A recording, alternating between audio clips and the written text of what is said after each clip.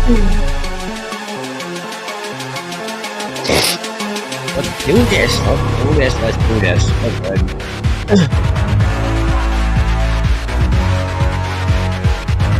Good evening. As always, we are just outside of Boston, Massachusetts, and this is Just a Concerned Citizen with the Massalorian, and we are about to go live with all of you right now.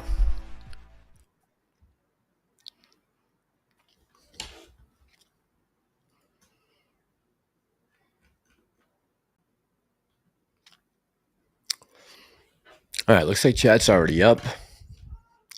Well, pray to God the mic is working.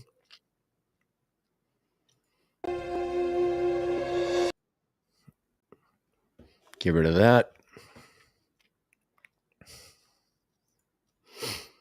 Let me see if I can pull up this chat. We got 32 people in the live tonight. Okay. How's everybody doing tonight? Back to the Future says first here. KL, good evening. Ayo, owning the float. There's Mike. All right, so we're going to hopefully talk to Mike in a few. Once I say what's up to everyone who's in the chat. People, thank you guys for coming on tonight. Kind of last minute. Silver Surfer, good evening. Back to the Future 99. Regular Potato. Poke says, just watched the Mario movie. Was solid, be better big screen. It was better on the big screen.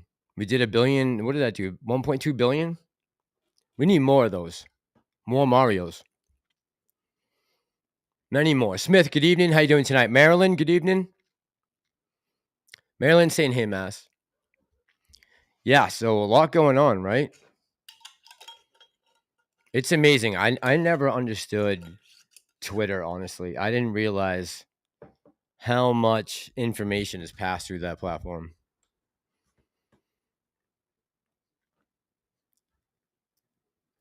Back to the Future, how you doing tonight? I saw Tony De Niro in here. How did I pass him over? Or am I imagining things? Maybe I didn't. Powerhouse, good evening. Powerhouse says I should be a guest star on your show, Mass. I guess retail investor? Yeah, I would love to. I would like to do more of that. Honestly, I would. Let's do.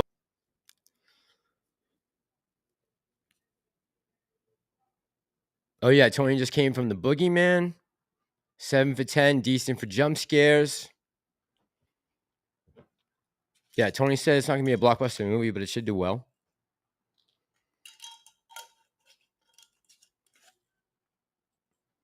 But getting back to Twitter, yeah, it's a shit show over there. It really is. I never was on it before Elon had it. Not to the extent I am now. Seems like you can find a lot of information there that you can't find anywhere else. Stuff that no one else is talking about, and I think some of the stories they make a big deal out of, but some of them are disturbing on what's going on. Just a little bit. Aaliyah, how you doing tonight? Andrew, what's going on? Working at the garden tonight? Nice, my man. Thanks for listening in. Andrew Amado's checking in. Carl J. Poker says Twitter is great for journalism getting better with Elon. Man. So I was thinking of doing this last night. Then I got home. I saw what was going on Twitter, because I'm just starting to find myself being on there more and more because of how much information is flowing through there. Like stuff that no one else is talking about. Powerhouse says, Mass. Regular Potato says they can't do Twitter. It's too much. Yeah, I was never on there. I get it, Regular Potato. I understand completely why you would not be on Twitter. I get it. But if you're gonna, have a channel, I think you need to be on there. There's little tidbits of information coming in all the time as far as stories that no one else is talking about. So I like it for that aspect. The back and forth I could do without, even though I do find myself getting wrapped up in it sometimes when I probably shouldn't. I'm like, just leave that one alone. I get that part of it though. It is. I can see it sucking the life out of you. Ayo says Twitter is like 96% cancer. Yeah. Honestly, yeah, there's a lot of shit talking, I guess, on there, but it's on both sides of the aisle. At least what comes across on my feed. I would say there's a little mix of everything. But a lot of it is trash.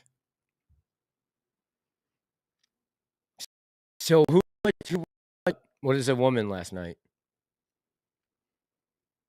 Said it was eye-opening. Powerhouse says, Mass, I'm formerly AMC Machine. I'd like to do a voice call on your channel someday. All right, Powerhouse. Yeah, we'll start to think that's a good thing that we can all do, right? We can have more live streams with you guys. Like instead of having just two of us talking, having more people talking, right? The more the merrier. By the way, and let me just let you guys know that Mike is in the back room right now waiting to come on. So Mike, thank you, man. If you can hear me back there. Can you hear me, Mike? Mike. I see his lips moving.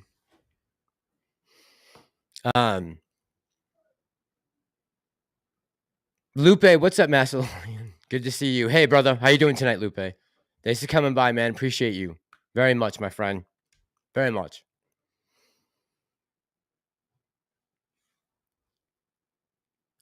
Viscong Writer says, remember when people were smart enough to realize? But yeah, we're going to do some more phone calls. I was looking at what I need to do it to link it up so we could do that instead of the lives from, relink from Restream. I think the piece of equipment's like, I think I can get a cheap one for like $100 or maybe 130. So real quick, I just want to ask, hey, Candace, how you doing tonight? Kevin, hey, let me say hey to some people real quick. Uh-oh, I hear yelling. Hill House, good evening. I'm a professional. Good evening. Mental illness is contagious. Yeah, that's one thing I was going to mention about Twitter. Let me bring Mike in real quick. Maybe Mike has something he wants to say about this. Mike, you ready to go? Test. Hello.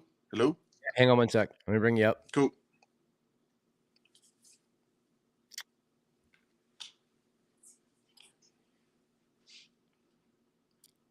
And I see me. I just lost you. We're both gone. Why can't I just bring you up? Oh my God, I can't work my own stream. Mike, hang on one sec. What the fuck? Come on, Mass, get it together. All right. Here we go. There we go. You good? I'm good. Can you hear me? Yeah, man. Yeah, perfect. Yeah, thank you. Yep, I can hear you good. Oh, what is up?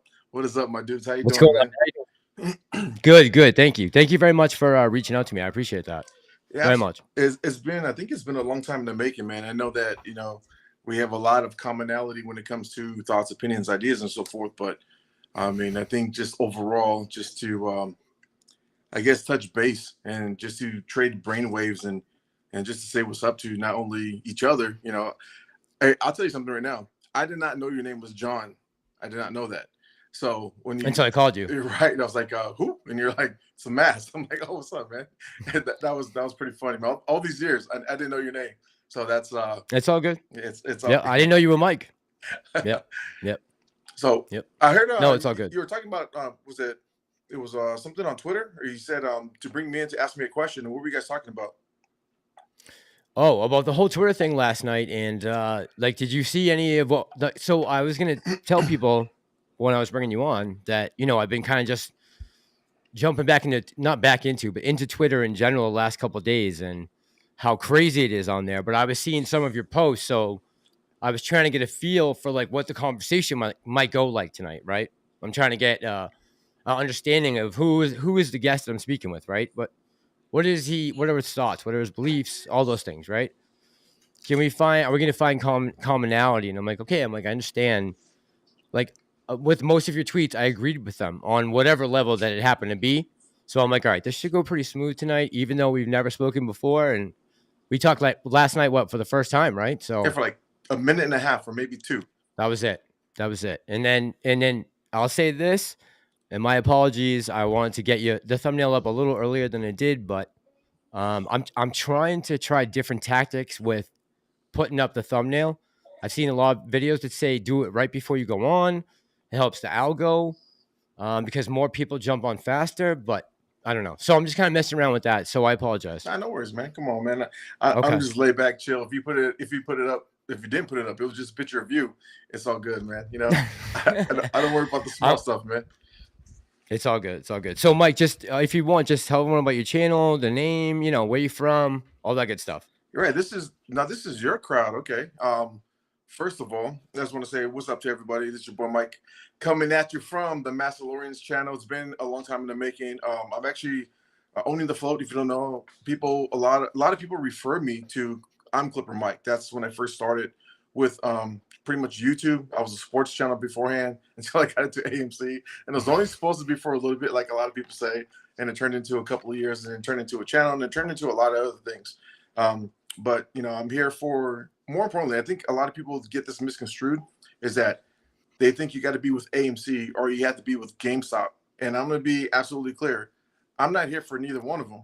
I'm not here for AMC or GameStop. I'm here for the retail investor first and foremost because of what's going on in the market. But I got into, obviously, the market because of AMC. I did trade, you know, a lot of things beforehand. I would buy blocks of stocks and just hold on to it for sometimes weeks, sometimes months. And if I made money, cool. If I didn't, it is what it is. That was pretty much my just ways of trading. But getting into AMC wasn't, a lot of things happened that I wasn't, you know, privy to when it came to the stock market, type of manipulation, egregious attacks, ladder attacks, spoofing. And the more that I knew, the more that I started to learn is that my money's being taken, and I work pretty hard for my money, and I don't think anybody wants their money to be taken. So, you know, that's pretty much how I got into it. And I don't know, I'm not going to sit here and tell you my whole life story. I guess we'll get into a lot of other stuff, but damn, man, it's just, it's been a crazy journey. It's been a wild ride.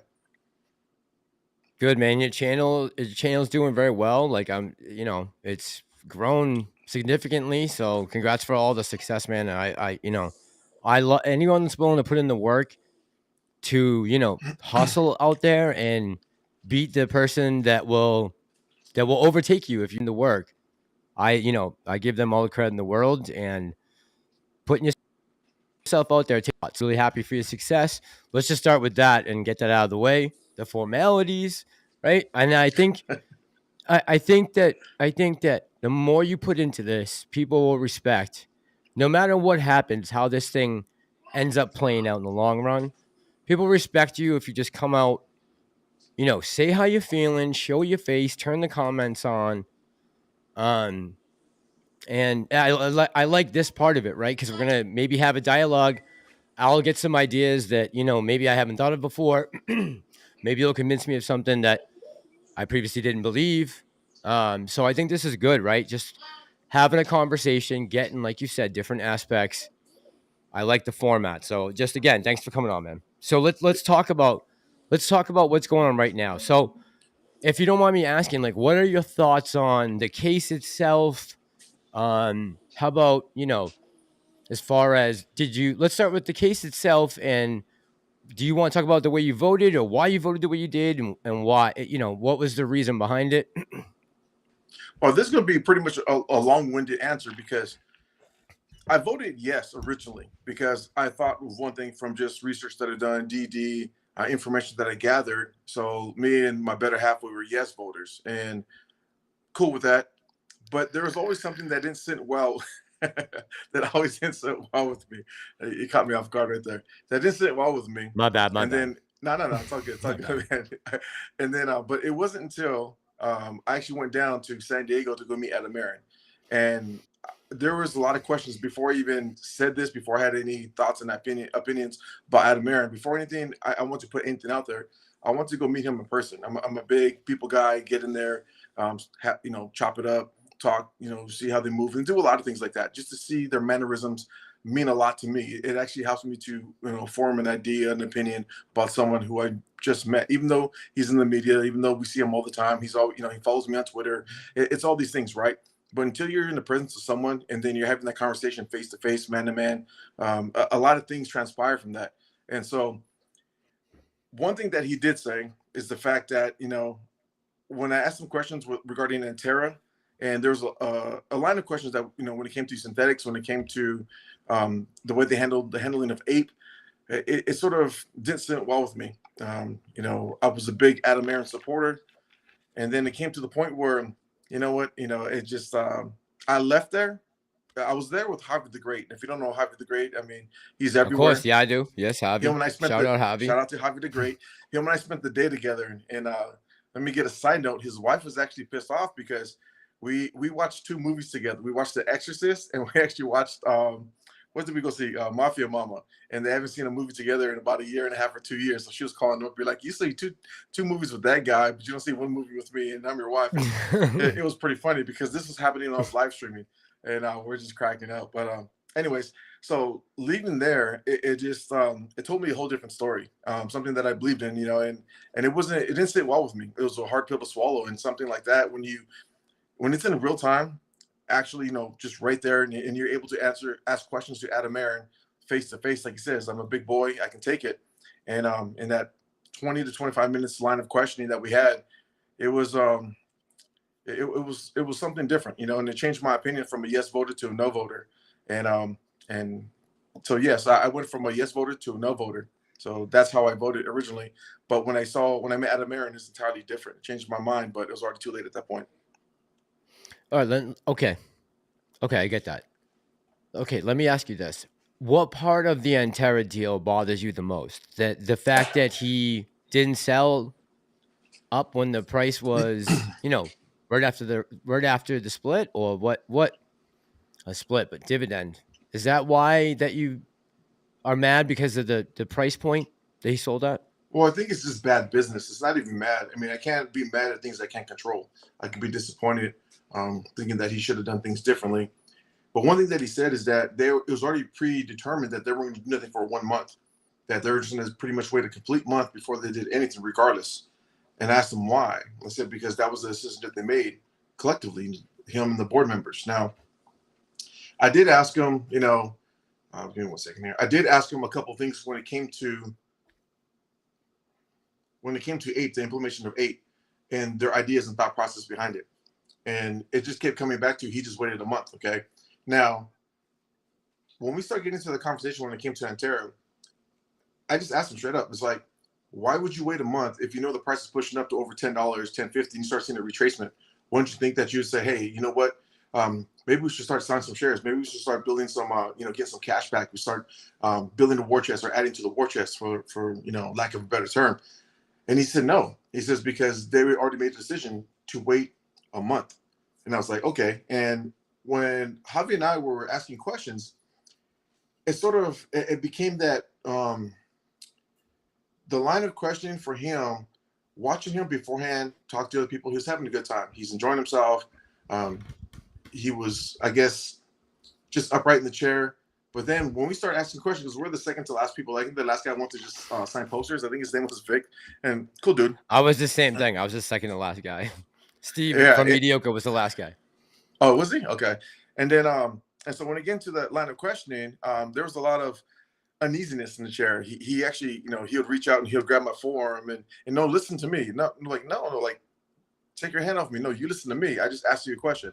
And it was tense. It was pretty tense. I mean, it wasn't like crazy tense, like, we're going to throw blows or nothing like that, right? But it was just a real conversation. But asking him, say, okay, don't you think it would have been better if you sold even, like at 9, 8, even on the retracement, even like 7. I mean, he even had opportunities to 6 and 5. And he was pretty much like with a smile, like, yeah, but we started selling at 4 and some change what it was. And I was just like, that's just like, how can you be happy about that? How does that make any sense? And he's like, well, again, I didn't want the retail investors to think that we were actually pushing the price down. I'm like, and that was the thing, is like, you don't care about what we think. I know that your rah-rah and everything else, your dog and pony show say that you do, and there's people that look up to you, which is fine. It's totally okay with that, right? And I'm not saying that if you look up to Adam Aron, it's a bad thing. It's just not my cup of tea. It used to be, but no longer. But then, I'm saying, like, you're the CEO. You're the guy that's supposed to make decisions, all the hard decisions above everybody else. And he's like, yeah, well, we decided not to. And I said, when he said we, I'm like, does it have to do with anything with ANTARA? And that's where he sort of like unequivocally, no, it has to, no. And he got really frustrated when I just said, does ANTARA have to say when it comes to the dealings of AMC? And I said, well, it looks at the price and price action of what's going on. It seems like they do. And it just went downhill from there. He still answered questions, but he was sort of just trying to, the get out of here guy, just questions like that. And then he, come back around and start answering some more questions. And he I can't say that, how do you say this? And I'm trying not to keep it PG. It's no, like, man, just say how you feel. I want to know exactly what you thought in your head. No, it's not, because I know when you cuss on YouTube, you get in trouble and stuff like that, right? Oh, dude, my channel, don't worry about it. They're not going to monetize this probably.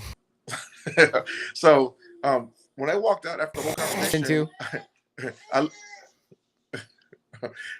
so when I walked out, with Javi, and the first thing I said was like, fuck this guy, man. Like, this dude's a liar. He's lying through his teeth. He's not telling us the truth. Not that he has to tell us the truth. Not that he has to say, hey, you know what? This is what we're planning. This is what we're going to do. Because he doesn't know me from Nathan. He doesn't know me from anybody. I'm just another cat, just live streaming and recording or whatever.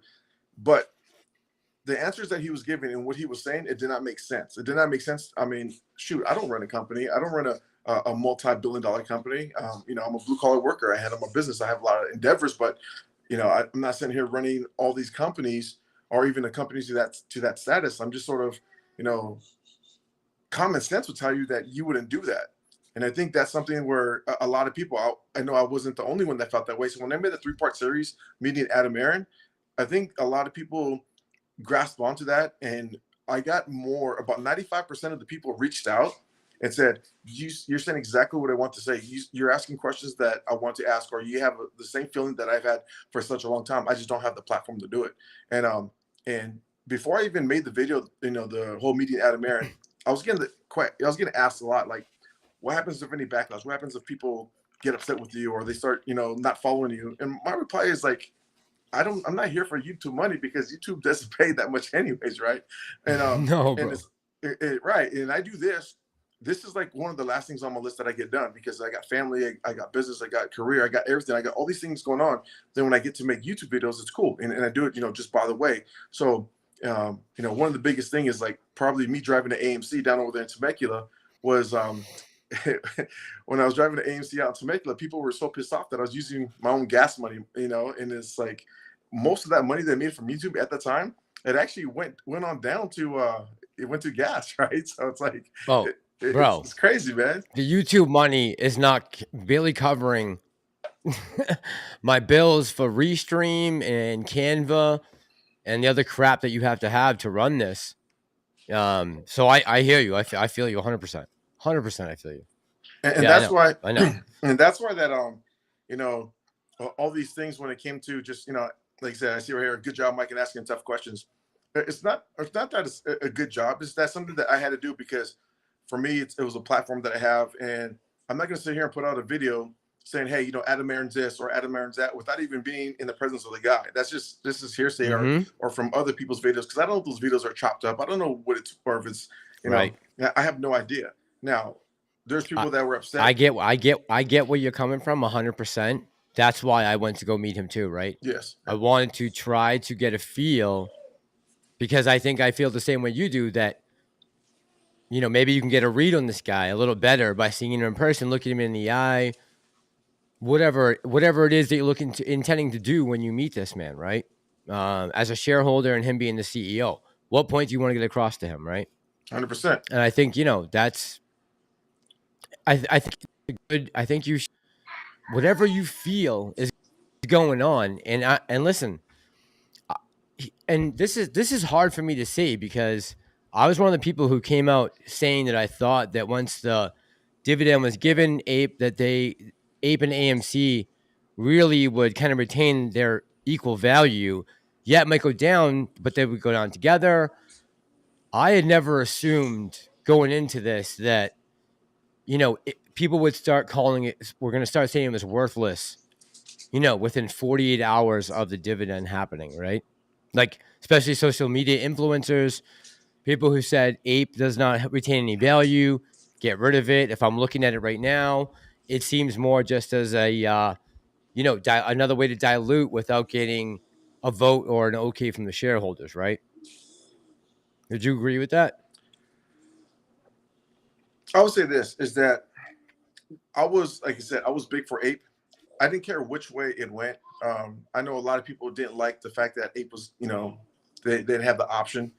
We had our chance back in the day, but when it came to Ape, I was okay. I said that originally that we have to do something. We have to make a change. We have to do something different, because if we keep doing what we're doing now, we're just going to pretty much being short all the way down, because nothing's really happening. So if we do something different, the implementation of Ape, it could do a lot of things, especially if it has a run. If he sells at the right price, there's a lot of things he can do. But seeing what he did and how he did that, and the deal that ANTARA got, I was one of the people that came out and was pretty upset. It's like, man, why would you sell Ape at, at such a high price? You're supposed to hold that. And people were just dumping it. People were selling it. That's not the way to go. And I was like, I'm like, okay, well, I'm still got mine. I don't know if I'm answering your question, but, it just came to pretty much this. It's like, I thought it was a good tool. I thought it was a good thing for this to happen, to the implementation of Ape. When looking at it from my own perspective, from back then, I was wrong. I was wrong. Now, I wouldn't say this, I was wrong, only because if when it broke $10, it don't even have to break $10. It could break $9.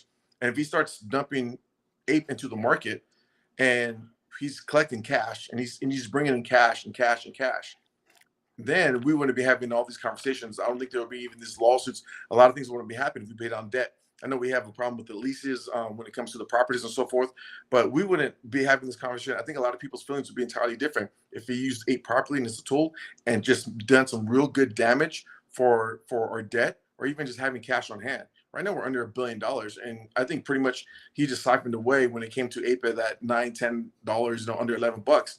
He siphoned away. I mean, I don't know how many hundreds of millions, possibly a couple of billion, maybe, just depending on how much you jump. Then on top of that, you add something like the Netflix deal. The Netflix deal was like, what was up with that, man? We gave him $500 million to make 15 mil. I mean, it's just ridiculous. And I that's something I can't get over. I mean, going back to it, somebody had, I think it's Takari619, I believe that's his YouTube handle. And pretty much, hey, check this out. Do you remember this? And after doing some digging and looking into the whole Netflix deal, I said, this is a good deal if there's a second deal. This is a good deal if, we hook up Netflix, but Netflix gets our back and get us back. This is like a sort of a back deal, handshake deal. I got you, you get me next time. No, it was just a one-sided deal. Here's a whole bunch of cash, and hey, nice knowing you. Thanks. Take it easy, peace. And we just got burned. I mean, wouldn't you like to have that? What is it right now? It's $435 million right now. That would put us over 1.135 billion. But right now we're sitting at just 700 million. It's just ridiculous, man. And it's just bad decision after bad decision. And he's messing with our money. He's messing with your money, my money, our investments, stuff that we're passionate about. The movement that created when it came to AMC. I mean, it's just, but here's the one thing really quick, is the fact that I think that through all this, we've met a lot of people. We've made some lifelong friends. I see Grandpa Barney's pop up right here. I met Grandpa Barney. I would never met this guy, right? And he's such a sweet, cool dude. And Grandpa Barney, he sees on the live stream sometime, man. And we went to breakfast, and we're just chopping it up, and just we talk now. We talk probably once a week. We text each other all the time, and it's like a bromance, and hashtag no homo, maybe some homo. It is what it is, right? But it's just the people you meet. Hashtag great, no homo. Yuka, I mean, I've never spoken to you before. Just everybody, and it's just a blessing, man. So I don't know, I just rambled on, but it's all good, man. No, it's all good. All right, let me going back, and I want to talk about that too, about the community thing, because I think that's important. But going back to the slide there and everything, like, I think it's hard to anticipate how the market reacts to certain things. I like when I'm thinking about, so exactly to what you just said about, you know, letting it come down and down and down and not selling, and then finally handing it over to ANTARA at such a low price. Like at that point, the market had decided that price was going to drop down to what? We were 60 something cents, 50 something cents. 68, I think it was. So we were, and you know, Aron said this in when he spoke with, you know, the gentleman that we had the call with there, the couple clips. We were heading towards being delisted, right? The company was in trouble. And let me say this, because this is really important. Oh boy, this is very important. But you know, a lot of this falls on some of us, because when we had this price of this stock up in the 20s, 30s, 40s, you know, teens, again, 20s, 30s,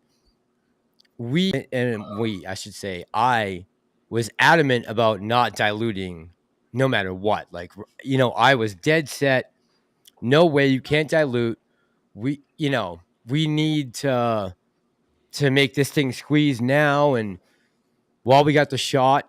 And, you know, looking back now, I have to put some of that blame on myself, and you know, some of the things I said. Now, granted, and again, the thing about that is, we thought there was a good chance, and we did have a good shot, right? We came very close to squeezing a stock from, like, you know, $2 to triple digits, right, in a couple days. That's the power we were able to wield through that week, right? And I saw someone on Twitter today saying, this will teach people lessons about being greedy. Should have sold back in June 2021. And we didn't, right? We held through. We saw the shares get dropped. All that happened.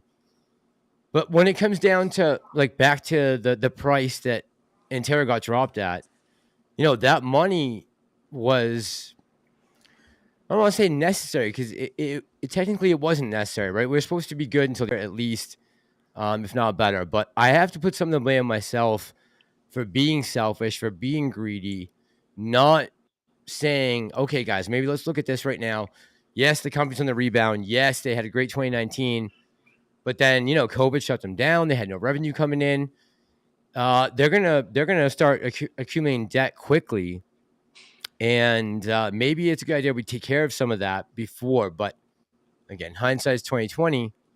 But I gotta say, referring to the 25 million shares that he was asking for dilution?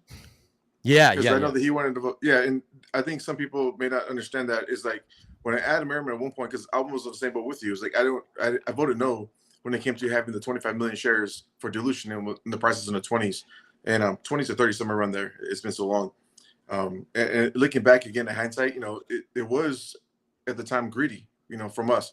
Now, I was a big Aron supporter at the time, right? So I was like, you know, but why? Because I want my squeeze. I want, you know, we're going in the right direction. We should be able to squeeze. You scratch my back, I'll scratch yours, right? Right. And obviously that didn't happen. And, you know, come all the way down to this point, it's, you know, so we're here now. So it's just, we all make mistakes and make, you know, but I think aside from everything else, just take that 25 million dilution, just take that out. In a fair market, in a normal market, in a real market with equal opportunity, equal playing field, we would have scores already. We would actually had our money. There would be no manipulation. There would be no synthetics. There wouldn't be all these spoofing and ladder attacks and malicious intent. And you know, when you get something like shorting used to be a tool. Now shorting coming to oblivion is now a business model. It's how they make profits and revenues on an annual basis. It's ridiculous, you know. And this is the world that we live in. So let me. Okay, so let me stop right there. So let's separate that, right? Because that's not Aron, right? We're not talking about Aron and ANTARA. Now that's a whole different story. What you're saying right now, the things that we've uncovered, the things that we've learned about the market the last 2 years, all those things. What's that? What are you holding up there? Oh, what is it? Beer? No, it's Celsius. Okay. Is that an energy drink? Yeah, I drink Celsius. They pay me $11,000 a month to drink this on camera. Totally joking. Get out of here. I'm like, you got to be shitting me, bro. Are you for real? 11,000. No, this is just a Celsius. It comes in different flavors. This is I got this. We get this on constant order. It's actually on Amazon. And no plug here. Just thought blueberry pomegranate, 16 Good stuff. ounces. Good stuff, man. I like this a lot. They have the regular smaller cans. I think the 12 ounce. These are the 16. And this stuff is just fire, bro. This is just good. I mean, it's just a good drink in general. I think if you put a vodka in it, it'll probably taste pretty good as well. But I don't drink, so. Oh, I bet it would. I bet it would. Anything tastes better with a little vodka in it. Yes. So going back to that, yeah. So that I want to. So let's talk about that for a second, right? Let's talk about market manipulation, because I think separating the two, and I kind of see, and this is just my opinion, right? But the last couple weeks, social media everywhere, people kind of conflating the two, right? And I think there is something behind that. I think there's been pandering to retail from Aron, no doubt about that, right? I'm not neglecting to understand that some of that has been pandering to retail, but the guy is the CEO of a company that he's trying to get back from bankruptcy, from COVID, the pandemic. I guess what I'm trying to figure out is, what is the end game here? Like, if he doesn't want this company to succeed, I mean, the only thing I can imagine is as an incentive for him to not want to either expose the synthetics or really raise capital and pay off debt, or the things that we think that are best that we need. The rollout for popcorn and credit cards and the things that we've asked for. Like, do you think he's just half-hearted with what he's delivering? So it's, he's giving us like some crumbs to like keep us quiet and continue to go along here with a narrative that he's cooking up? Or what is his end game, I guess, is what I'm trying to figure out, right? Because like I said, when I went to go meet him, because I wanted to see if I get that face-to-face, look him in the eye, see, like, do I get a certain vibe from him, whatever the case may be, right? What do you think is the end game? Before we get to the end game, let me, since we're there on Aron, and I said my piece, what was your thought when you actually met Aron and have the chance to have a conversation or ask him questions? What was your feeling about the whole thing? Okay. All right, let me tell you. So I'm very naive, right? I believe that just because Aron is out visiting in my hometown, that somehow the Boston crowd's going to be special, and I'll get some kind of great thing, interview with him. So let me try to like finesse tonight and not go hard on him to possibly bring up something in the future. And my thought process behind it was, I was going to see if the guy with, because I think at the time there we had the tape from Aron, from the recording, right? That we listened to some clips of him talking, and maybe I could just get him to comment on some of the things he said. But that's my naive, right? That's my naive mind thinking that somehow I'm special, but that's not the case. Just so you know, I did get to meet him, but I thought by not pushing him that night, because we were going on 1 a.m., he was sitting in a chair. Me and Steve were the last two people in the building, and people were throwing questions at him. And I just said, hey, I have something I would like, maybe I could send to you that I want you to hear and possibly, give me a couple comments on, or pre-recorded or whatever. I thought maybe by some stroke of luck, by just saying, can you check your email tomorrow for that, instead of keeping him there another 10, 15, 20 minutes, that maybe he'd check his email and get back to me. But that wasn't the case. So basing it off that I didn't really get that opportunity to go face-to-face with him and ask him a question, he seemed to me that he was professional with everyone. Like, I didn't think he was overtly being, over nice or anything that seemed disingenuous.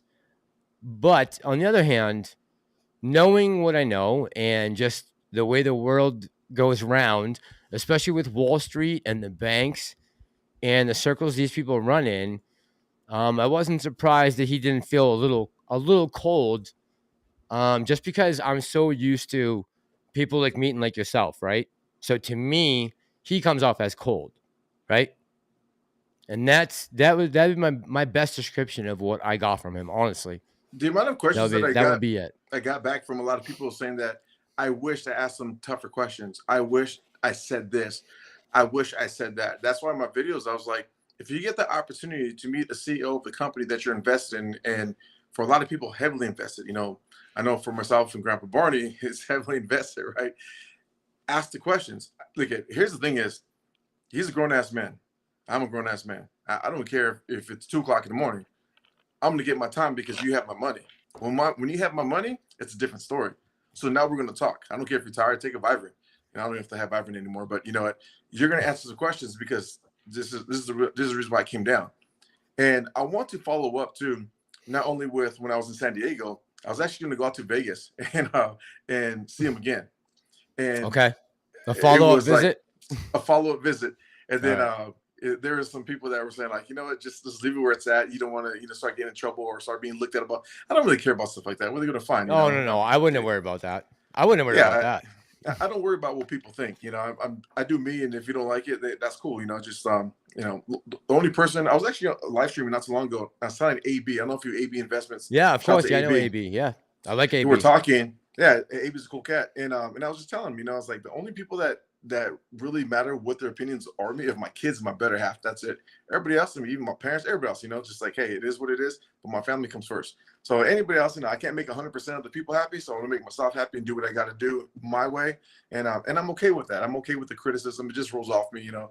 You know, I have a lot of other opinions when it comes to stuff like that, but you know, people were saying, hey, you know what you got to do is you actually, I said in one of my videos, ask the questions. You know, it's your opportunity. You know, a lot of people, hey, go sign this and sign my shirt and you know, this is Aron and it's cool, right? I understand it's cool because that opportunity, but unfortunately, that's like the highlight of some people's life too, is meeting someone like that. And so leading up to this, I'm like, he's just another dude to me. He's just another guy on the street or just another, you know, yeah, he's the CEO of the company. Doesn't matter how much money you make, it is what it is. It's just how you carry yourself and how you treat other people. And and so asking the questions and doing that, you know, the amount of people that reached out to me and said they wish they'd done things differently was pretty overwhelming, because it was like, I was like, damn, there's a lot of people that feel disheartened by this cat, by this dude, you know, by Aron, the CEO of a company. And you know, it was mind blowing. Wait, but disheartened because they didn't ask him certain questions? Because they forgot, or what? Why? No, they didn't have the stones. A lot of people, they're not like, okay, look at Mass, you and I to have YouTube channels. It takes a lot, right? It takes a lot to put yourself out there, your ideas, your opinions, to get ridiculed, especially when you first start your channel. I mean, you know, I was heading out for the AMC, looking at my first videos, it cracks me up. I don't know what the hell I was saying. It's like, okay, I know I gotta say something. And I would never do that. I would never do that. and it's like, but some people don't have it in them. You know, it's easy to sit here and criticize behind, you know, your phone or a keyboard and say, oh, you should have done this or you should have done that. But when you're in it, you're putting your face on here, or you actually go out and make a YouTube, you know, channel for yourself or for other people to just sit there and just ridicule you. It's like, it's entirely different. People don't have that type of mentality, that type of, you know, moxie to, you know, to sit there and do that, because it takes a certain kind of person, you know. And so just props to us, number one. But number two, it's like, going back to saying, you know, having a video or having a platform, someone like Trey, I got into this because of Trey. I got into AMC because of Trey. There's a lot of hate for Trey, but I got into AMC because of him, which led me to GameStop, because I lost the bet, so I had to buy massive amount of shares of GameStop, but it's all good. But you know, Trey was a guy who was probably really young, and he was in his early 20s, and he had a lot of success. Whether he was paid or not, who really cares, right? And me, who really cares? If he got paid and he made, you know, a boatload of money, hey, more power to him. He handled his hustle and he did what he did.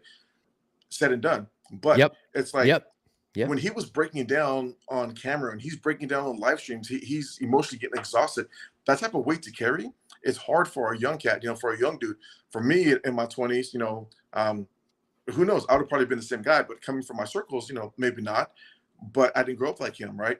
But if this happened, if I had the success now at, you know, at 48 years old or 47, 48, going to be 49, it just take it with a, you know, just take it in stride, because we have life experiences and fortitude, and we're deeply ingrained within us of, you know, of our of who we are. Whether somebody says, hey, you know, you're a fool or you're an idiot or you're a clown, it's like, okay, cool, man. You know, what kind of makeup do I wear as a clown? It's all good, you know. But other than that, putting yourself out there. So that's what I'm saying. A lot of people wish they could actually went out and said something more, especially when your money's on the line. I mean, your money is on the line. Your hard-earned money. People break their backs for the money, and they go to jobs that they hate for the money they make, and yet they tell their kids, "I can." I'm one of them, and they can go tell their kids, "Hey, you can do whatever you want to do." Then, as a parent, do that too. You know, you just lying to your kids because you wake up the next morning and go to a job you don't want to go to, but yet you can tell your kids, "Hey, you can be whatever you want to be." Come on, you know. I'm gonna get all. Anyways. Okay. All right. I think I understand where you're coming from, and I think I get, your perspective. I understand it. I still want to try to figure out, like, all right, so let's say that that's 100% right, and that's exactly what's going on right now. Then I guess the next question is, like, so where do you see us? Like, what do you think we need to make this happen? Like, if we really want this thing to short squeeze, which ultimately that's what we all want, right? We all want this stock to short squeeze, and we want to X times our money that we have invested right now, right? Some of us want to recoup money that we've lost. But people want to get made whole, at least, right? So what do you think? Let's say that for some reason this doesn't happen. Let's say the reverse split and then conversion and everything stays as it is right now. What would you be looking for as the next catalyst to get us to a short squeeze like we saw back in June of 2021, January 2021? What would be that you're looking for? What exactly? Like, just what part of the company? Well, I think when you say catalyst, for me, when it comes to AMC, or coming to AMC and GameStop, to me, I don't believe in catalysts. I don't believe in news. I don't believe in anything, because no matter what comes out there for years, we've already seen, it doesn't affect the price. If anything, it affects the price negatively and it goes down. So when it comes to, hey, we're gonna have a good Q2, we're gonna have this earnings coming up, there's a possibility of this, or to me, it's just, it is what it is. I just sort of just brush it off until the price reflects on whatever the news is. What does AMC need, pretty much, in order to have another squeeze? I think, and people, again, these are my opinions, okay? I think first and foremost, overall is the fact that, number one, is I think we need more community. We need more understanding, more conversations, just like this right here. You and I, right? And I think one of the things that YouTube did that was fantastic is the fact they have that that live button, I think it is, where you can actually just put a link out there and people could just come on your channel, and you don't have to have any software, you don't have to any of that stuff, right? People could just pop up randomly, and it's cool. The first time I did it, I had 5 people on. It was great. So I think that for us, I think community needs to be the biggest thing, because if we actually can have conversations like this we're having, whether we agree or disagree, I think it's important for everybody to state what they have to say in a manner where I think Tony De Niro said it best, is like, and when he was talking about me, he said something like, he's out, even though Mike and I are owning the float, have a difference of opinion to some degree, he seems adult enough where we can actually come out and have a conversation where it wouldn't get out of hand, and just left it at that. Which is cool, which is entirely true. If you said, Mike, I don't believe in X, Y, and Z, and if Mass comes out and says, I don't believe in elemental P, and I come out and say, I believe in elemental P, right? Then it's like, okay, fine, agree to disagree. That's all good. You can say your piece, I can say my piece, and then we can just go on to the next subject or just keep moving. And you don't have to unfollow me on Twitter. You don't have to block me on Facebook. You don't have to do all these things, right? But I think, first of all, we need community. I think we need to have more conversations and more interaction to get more so on the same page, because I think that when we're divided, we're much weaker. And I think that's number one thing. Number two is, I know they talk about, like you said, a catalyst is going to be Q2, it's going to be cash on hand, or reverse split. To me, I don't think anything. I think AMC will push up, or GameStop will push up. Obviously, GameStop's in a much better position than AMC is, cash-wise and earnings-wise and so forth, as a company as well. But I think that overall, what we need to do is, for AMC to do something, I think it's going to have go by the way of the stock market, by the way of something happening in the market, something breaking, where someone's going to get liquidated, someone's going to get in trouble to the point where they're going to have to close out. Because when Mudrick went away, where did those short positions go? The price didn't even change. The price pretty much stayed flat. Whatever short positions they had, it just got transferred somewhere else. What happened to Mudrick's? What happened to all the short positions, all the stuff they had for AMC? No one knows. It just sort of went away, or somebody took it over. It's like, okay, now you hold this. Now we're going to go away. We can't hold these positions anymore. So somebody else takes those on. It's just one big old, we're fighting against a bunch of, conglomerates, I guess you would say, whether the hedge funds, institutions, whatever it is. I think, something is going to have to break in the market in order for us to actually push up to start seeing some price action to the upside. But, as to catalyst, I don't believe in catalyst anymore. Okay, so let me ask you this: what would you give Aron right now as a grade? After saying what you just said, what would you give him a grade as a CEO right now? I'm just curious. From an 8.5. I would have to give based him, off what you just said. I would give him right now. I think the easy thing is say an F, but I'll probably give him like a D- or D+. He'll be in the D range, and it's not for these nuts. It'll just be because it's just the grade, right? And the reason is because how we handled ANTARA, the whole ANTARA deal, that 68 cents, man, that left a bad taste in everybody's mouth, right? The ANTARA deal, yeah, it's disgusting. The implementation of 8, how we handled that whole situation, you had the opportunity, opportunity to take care of big issues, and you didn't do that when the implementation of 8. And then also this Netflix deal, like, my gosh, bro, like, what are you thinking, man? Like, you just siphoned away almost $500 million for nothing, and that's money that as a company we desperately need. So number one, he's either hooking somebody up, he's getting kickbacks or backdoor deals or something. Again, this is my opinion, it's just speculation, but something's not right. They all have their hand in everybody's pocket. I give him, let's call it, you know what, no D+, no D-, to give him just a D, straight D. All right, so do you think there's straight up corruption going on in the C-suite? Like, do you think pretty much?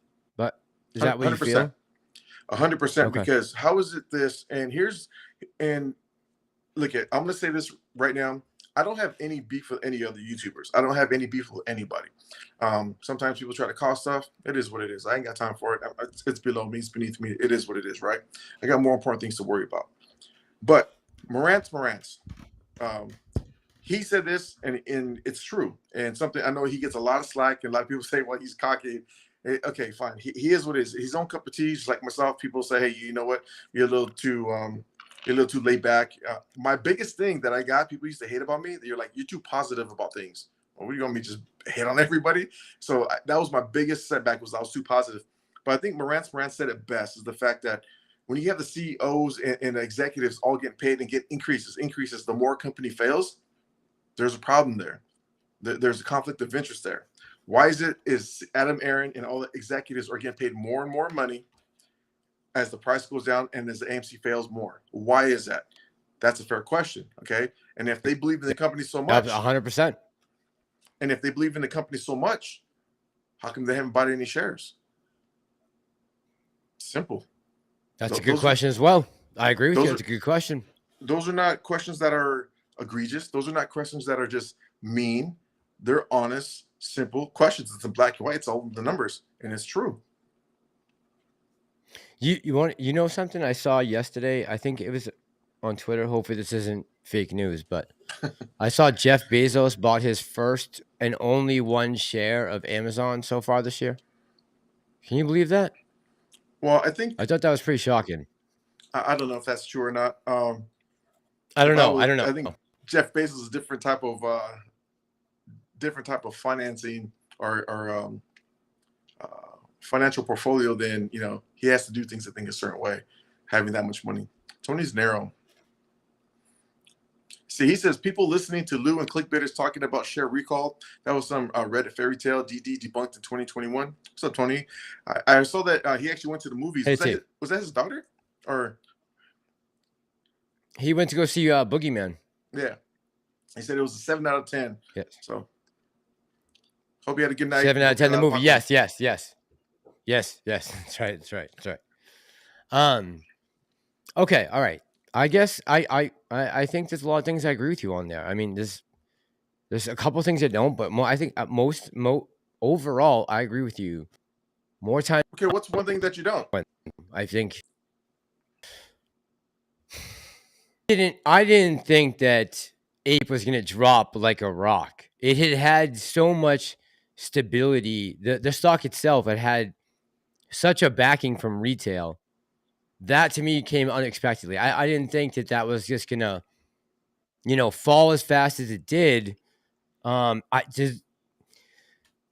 This could be more of just me not anticipating normal fucking market moves, right? Some of this could be that too. Just understanding that the market was bearish at the time, everything was dropping, interest rates were going up, a million different things that just have changed so much. I mean, forget just the market, the world in general in the last 2 years since this went to $72 has changed incredibly. So like, the market to me is just a small part of that. And AMC is just another part of the market, right? That I have my biggest investment in. But, I understand. I see maybe why certain things went down the way they did. Looking back now. That's all. Right. That's all.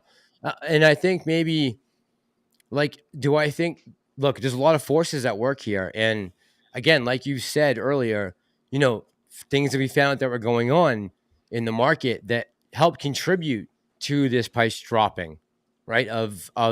Before AMC, before they gave the APE dividend, right? We saw that it was getting attacked like crazy. People are still seeing today, the volume, and we're moving to penny. There's some crazy things going on. Like, and I don't want to dismiss that as not an issue, because it is. Like, I went down to DC to protest in front of the SEC because I don't believe that they are on the up and up when it comes to reporting and all the different things that we have shown the last 2 years. And I feel like that's been a good portion of why the price has been suppressed. Now that we're finding out, even just in the last, couple of days, how much retail really owns the float, when, they're thinking that we have more retail investors, but actually less retail investors own a bigger portion of the float, right? Like, to me, that's more, that seems bullish to me, right? Hell yeah. The knowing that, okay, it should be. They're thinking that's 5 different people. Fuck it. That's one guy, right? That's one person, one ape, one of our friends, one of our bros out there that's now got way more shares than we thought he did originally, which is good. Right. So, and again, I know Aron is not an angel, and I get that 100%. And he's made a lot of money from this, a lot more than we have. And I guess just trying to roll with so Mike, you don't necessarily believe that there, or do you believe in like that there's billions of synthetics out there, and Aron doesn't want to count them, and he doesn't want to share count, like what about that part of it? Like, what do you feel about that? I think Aron's not his decision. He's not Citadel. He's not any other company. He's not a hedge fund, or I call him a hedge fraud. He's not one to, it's not his decision making of, like, hey, I want my company to be shorted. Can he do about it? I mean, I think what people want to expect Aron to do is to go on Twitter and be like, hey, we're being shorted to oblivion and stop this. And it doesn't work that way. I think his hands are tied when it comes to certain things. Do I believe in synthetics? Yes. Because how can he have, this is the question that I asked Aron. I wish I had the list with me. I don't have it. It's somewhere, but I'm not going to look for it. But I did ask him, because I asked him the whole thing about billions of synthetics. Do you believe in synthetic shares? And he said no. And I was like, okay. I asked him 3 times. And he said no every single time. So I asked him, here's a statement for you, but this is not, you don't have to reply. But I'm just going to say this, and I want to see your reaction. And I said, if a company like Citadel can have, 63 billion shares or sold but not purchased, or yet purchased, you cannot tell me that AMC or GameStop's not in any of that. So how is that even possible? It doesn't make sense, right? You asked him that? So when it comes to... You asked him that? Yes, I asked him. Yes, I did ask him that. And the reason why... What was his here's answer? Another thing is that... Well, he can't answer that. I know he can't answer that. He didn't... Okay, okay. Because you got to remember something. He can only answer certain things. The line of questions that I actually went in with was pretty much this, was that I asked him questions that I knew there's be questions that people are going to already ask him, but I need to ask him questions that he's going to have to answer. And if he gives me a bullshit answer, I'm gonna have a follow up to that. So I had a line of questions. I think there was probably 12 questions overall, and Javi and I were talking about the questions and all that. And because I know that it wasn't going to be an easy, it wasn't going to be very easy to just navigate through those questions, right? There's going to be some tough questions. There's going to be some. I'm sure he's going to be pissed off. He was pissed off when I asked him about ANTARA. How much to say so does ANTARA have? And so I tell him after the deal, you're telling me that ANTARA doesn't have any communication with AMC or any executives. I find that really hard to believe with the price action and what's going on. He can't answer that, right? But he can answer is like, well, they had no communication. But I could have a statement. It's like, well, you can't tell me that with the price action, that you cannot tell me that any executive or anybody from AMC has any communication with ANTARA. From the price action, all the stuff that's going on, it seems like they do. But you know what? He can't elaborate on that. Same way he can't elaborate with all the Citadel questions, right? Or just that statement from Citadel. And I understand that. But being able to say that in front of him, I mean, I didn't expect nothing from him. It's just a statement that I'm voicing my own opinion. I think that's something where people are afraid to even just say something like that. Like your reply right now, it's like you asked him that. It's almost like shocking. But who is he? He works for us essentially. I don't work for him. I don't care how much money he has. I don't care what he's doing. He's actually screwing me over in real time. And so, yes, I'm gonna ask the questions. You know where I come from? If it's like this, it's like if you hear somebody talking about you and saying this and saying that, and then you're in the same person's presence, you're like, hey, what's up, man? And all of a sudden it's like, oh, what's up, bro? No, what's up? Say what you said. Say what you were talking. Say it now. And then all of a sudden it's like, oh, well, no, it's not what. It's like that backtracking. It's different, right? So I want to be in his presence now. I wasn't sitting to start in trouble. I was just sitting there. I got to say what I have to say because I'm not going to back down just because he's just another dude. He puts on his pants the same way we do. He breathes the same air. He bleeds the same blood. He's just a regular cat, just like me, just like you, just like that. He's nobody special. He just gets paid a little bit more, and that's it. But and a little older. And a lot of older, man. A lot older. But a lot older, damn, right? In person. Yeah. Away from that, though, it's one thing is that, and I said this too, that when it comes to this whole situation, Aron, he is the AMC CEO of the company, but he's not the one calling the shots. He does not call the shots. 100%, I believe that wholeheartedly by being in his presence, asking him the questions, and seeing with the eye contact, seeing his demeanor, seeing everything about him. From my experience of being in my circles and coming from where I come from, told me a story that he does not make decisions in the company. He is told what to do.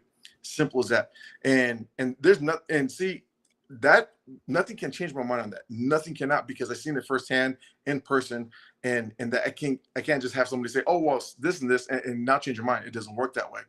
The other thing is that I pair him up, and it's sort of funny because for a while before even leading up to seeing him, I was actually thinking of like, who does he remind me of? There's someone he reminds me of, and it's actually Sam Bankman-Fried. That's who he reminds me of because, they're just people that are put there. They come out, they're sloppy. They don't take care of themselves. I even put a tweet out. I was like, hey man, you should iron your clothes before you even go meet people, right? So he reminds me of Sam Bankman-Fried.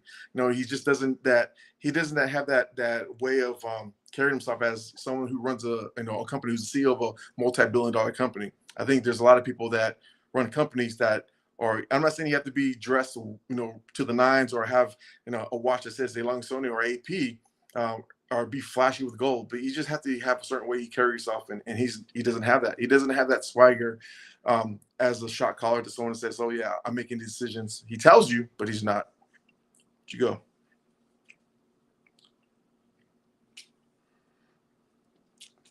I peed in Kenny's pool. They're all complicit, and that is true. I 100% agree with that. Now, one thing is that I know that when it comes to AMC, when it comes to GameStop, there's a lot of divide too. I think that one thing is that having conversation, again, like I mentioned before, is having conversation is good. It's healthy. When I talk about people, there's one particular guy, I'm not going to mention him, but he was like, why do you tag GameStop in some of your videos or most of your videos? Because, well, I still hold GameStop. And he goes, but you never talk about it. I'm like, yeah, I don't have to talk about it. There's a lot of things that I do that I don't talk about. And it is what it is, right? But I think having community with all of us, I think is something that's great. And the whole thing with, being on here with Mass and allowing us to just share ideas and just have a conversation.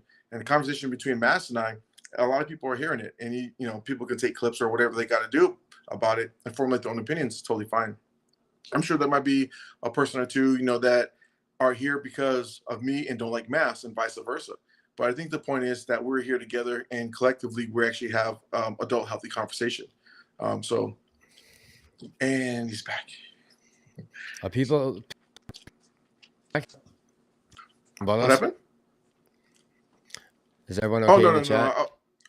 Yeah, no, I can't see the chat. Is there? See, is it?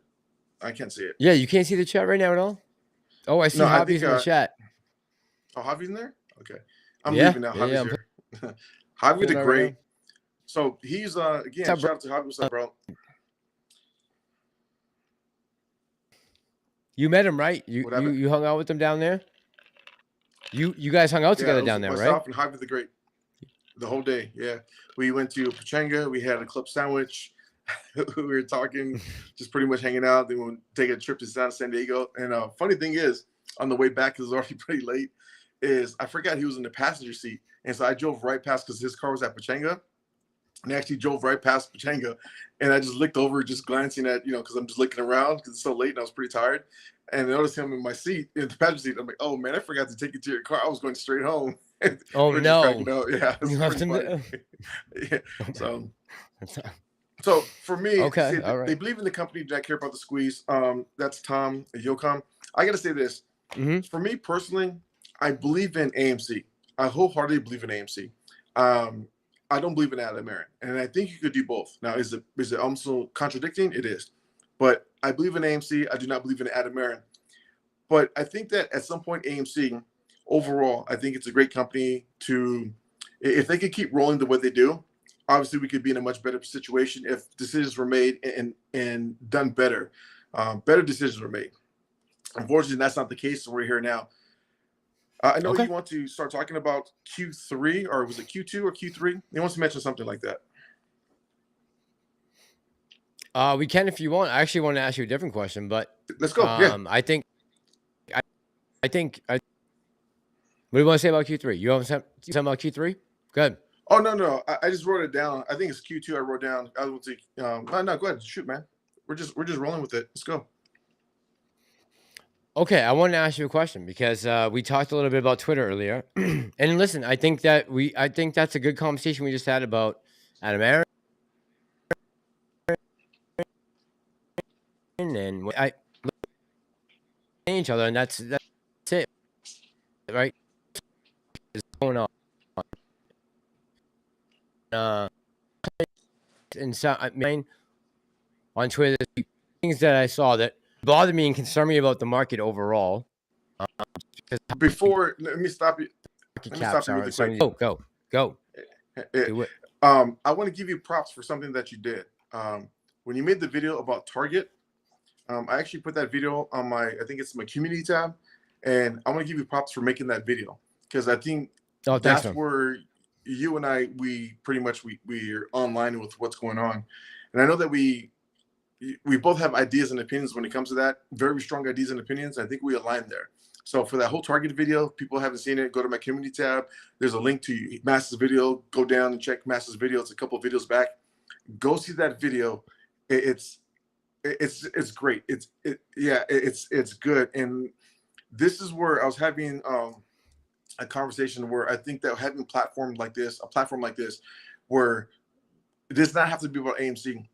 People still need to know other things, and having ideas that are sane, for lack of a better term, right? Is lack of a term. It's just, man, it's like there needs to be more of that, and that's something that I'm gonna end up doing and putting stuff out there when it comes to stuff like that. But the whole thing with YouTube, that there's something that just passed on YouTube that when it comes to politics, do you see that YouTube is no longer gonna? Yes, 2020. Yes, that is dope, dude. That is so good. And can I say one thing? I say one thing? You can call me crazy. You can call me crazy. But I think that, and this may not be the case, but the timing with that and what happened with the videotapes from Maricopa, I'm almost wondering if maybe there's some connection with that, as far as shady shit going on during the election in general, that they want to possibly be prepared for, that could be coming down the road. And, I could be way off, but that seems, the timing to me for them all of a sudden, out of the clear blue, to come up and say, now you can discuss this, like, Openly. you know, like, huh? Yeah. Yeah. And we banned people for it just 15 minutes ago.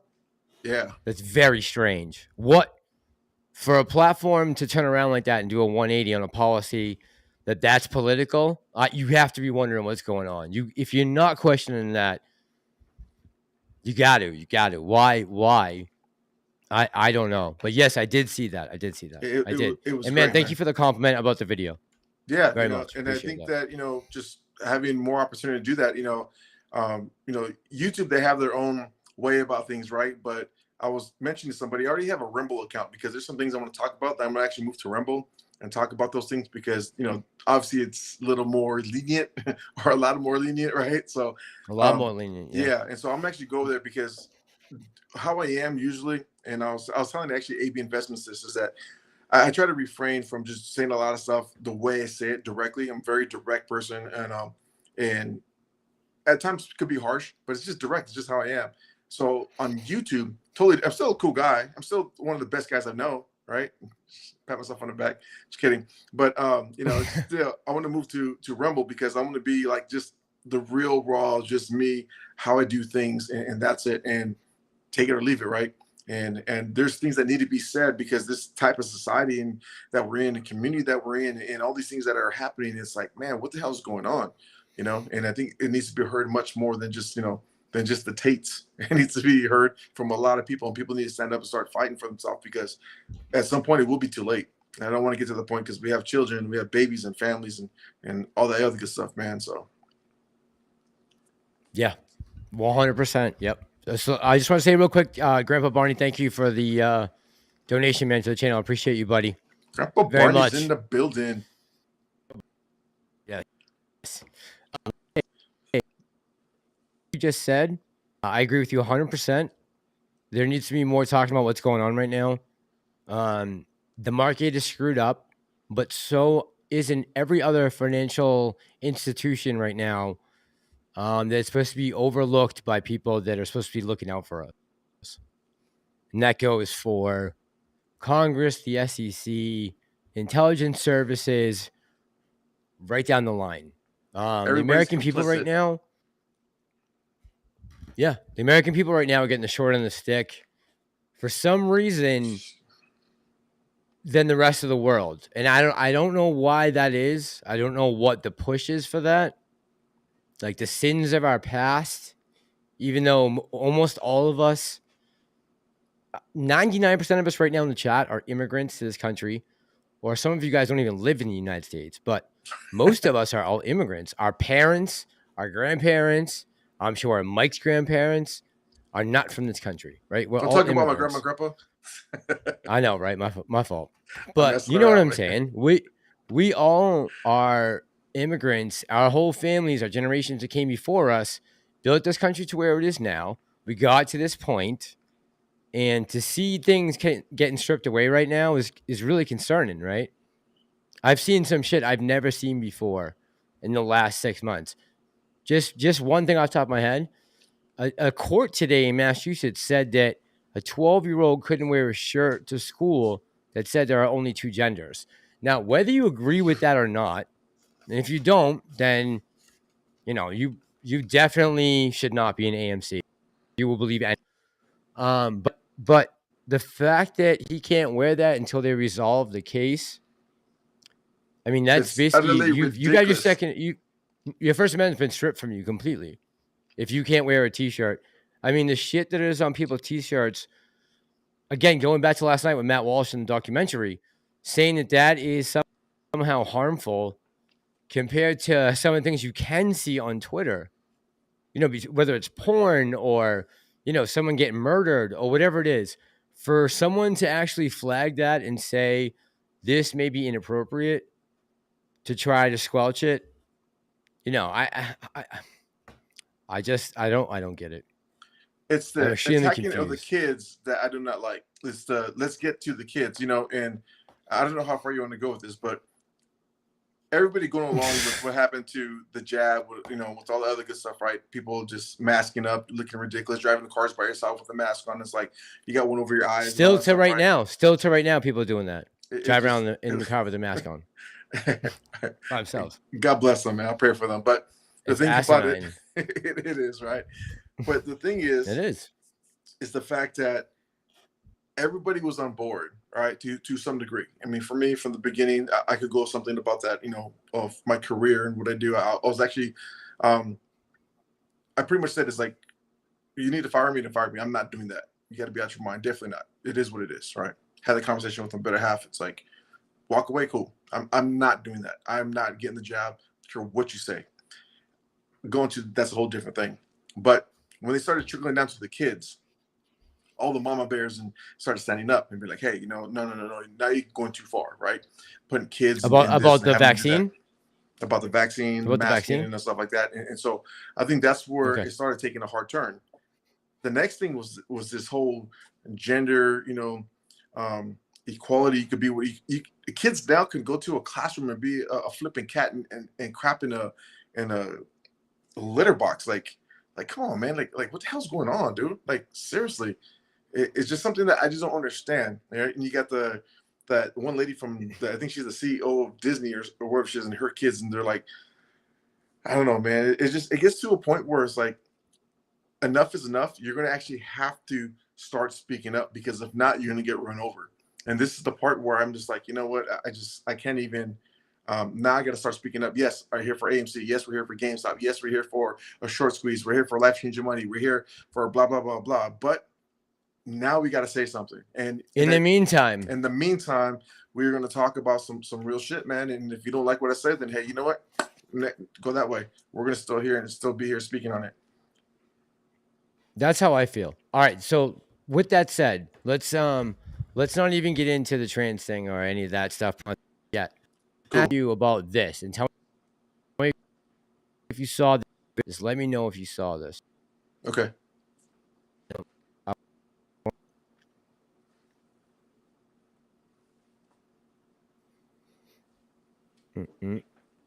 Okay.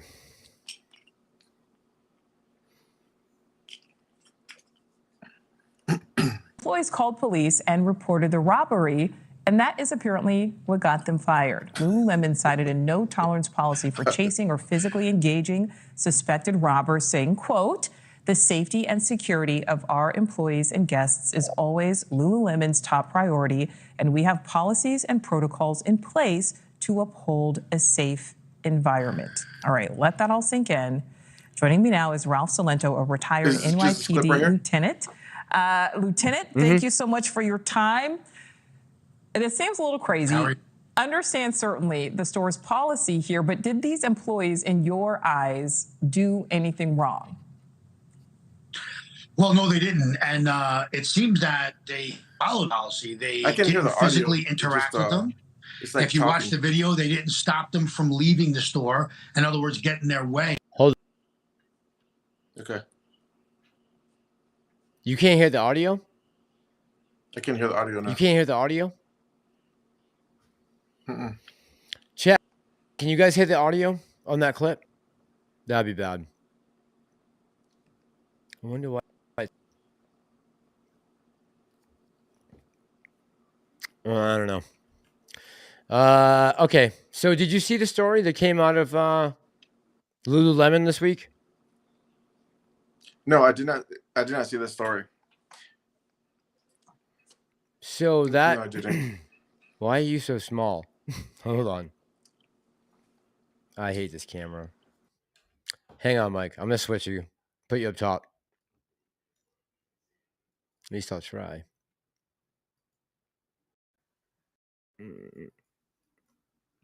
Oh no, my screen froze.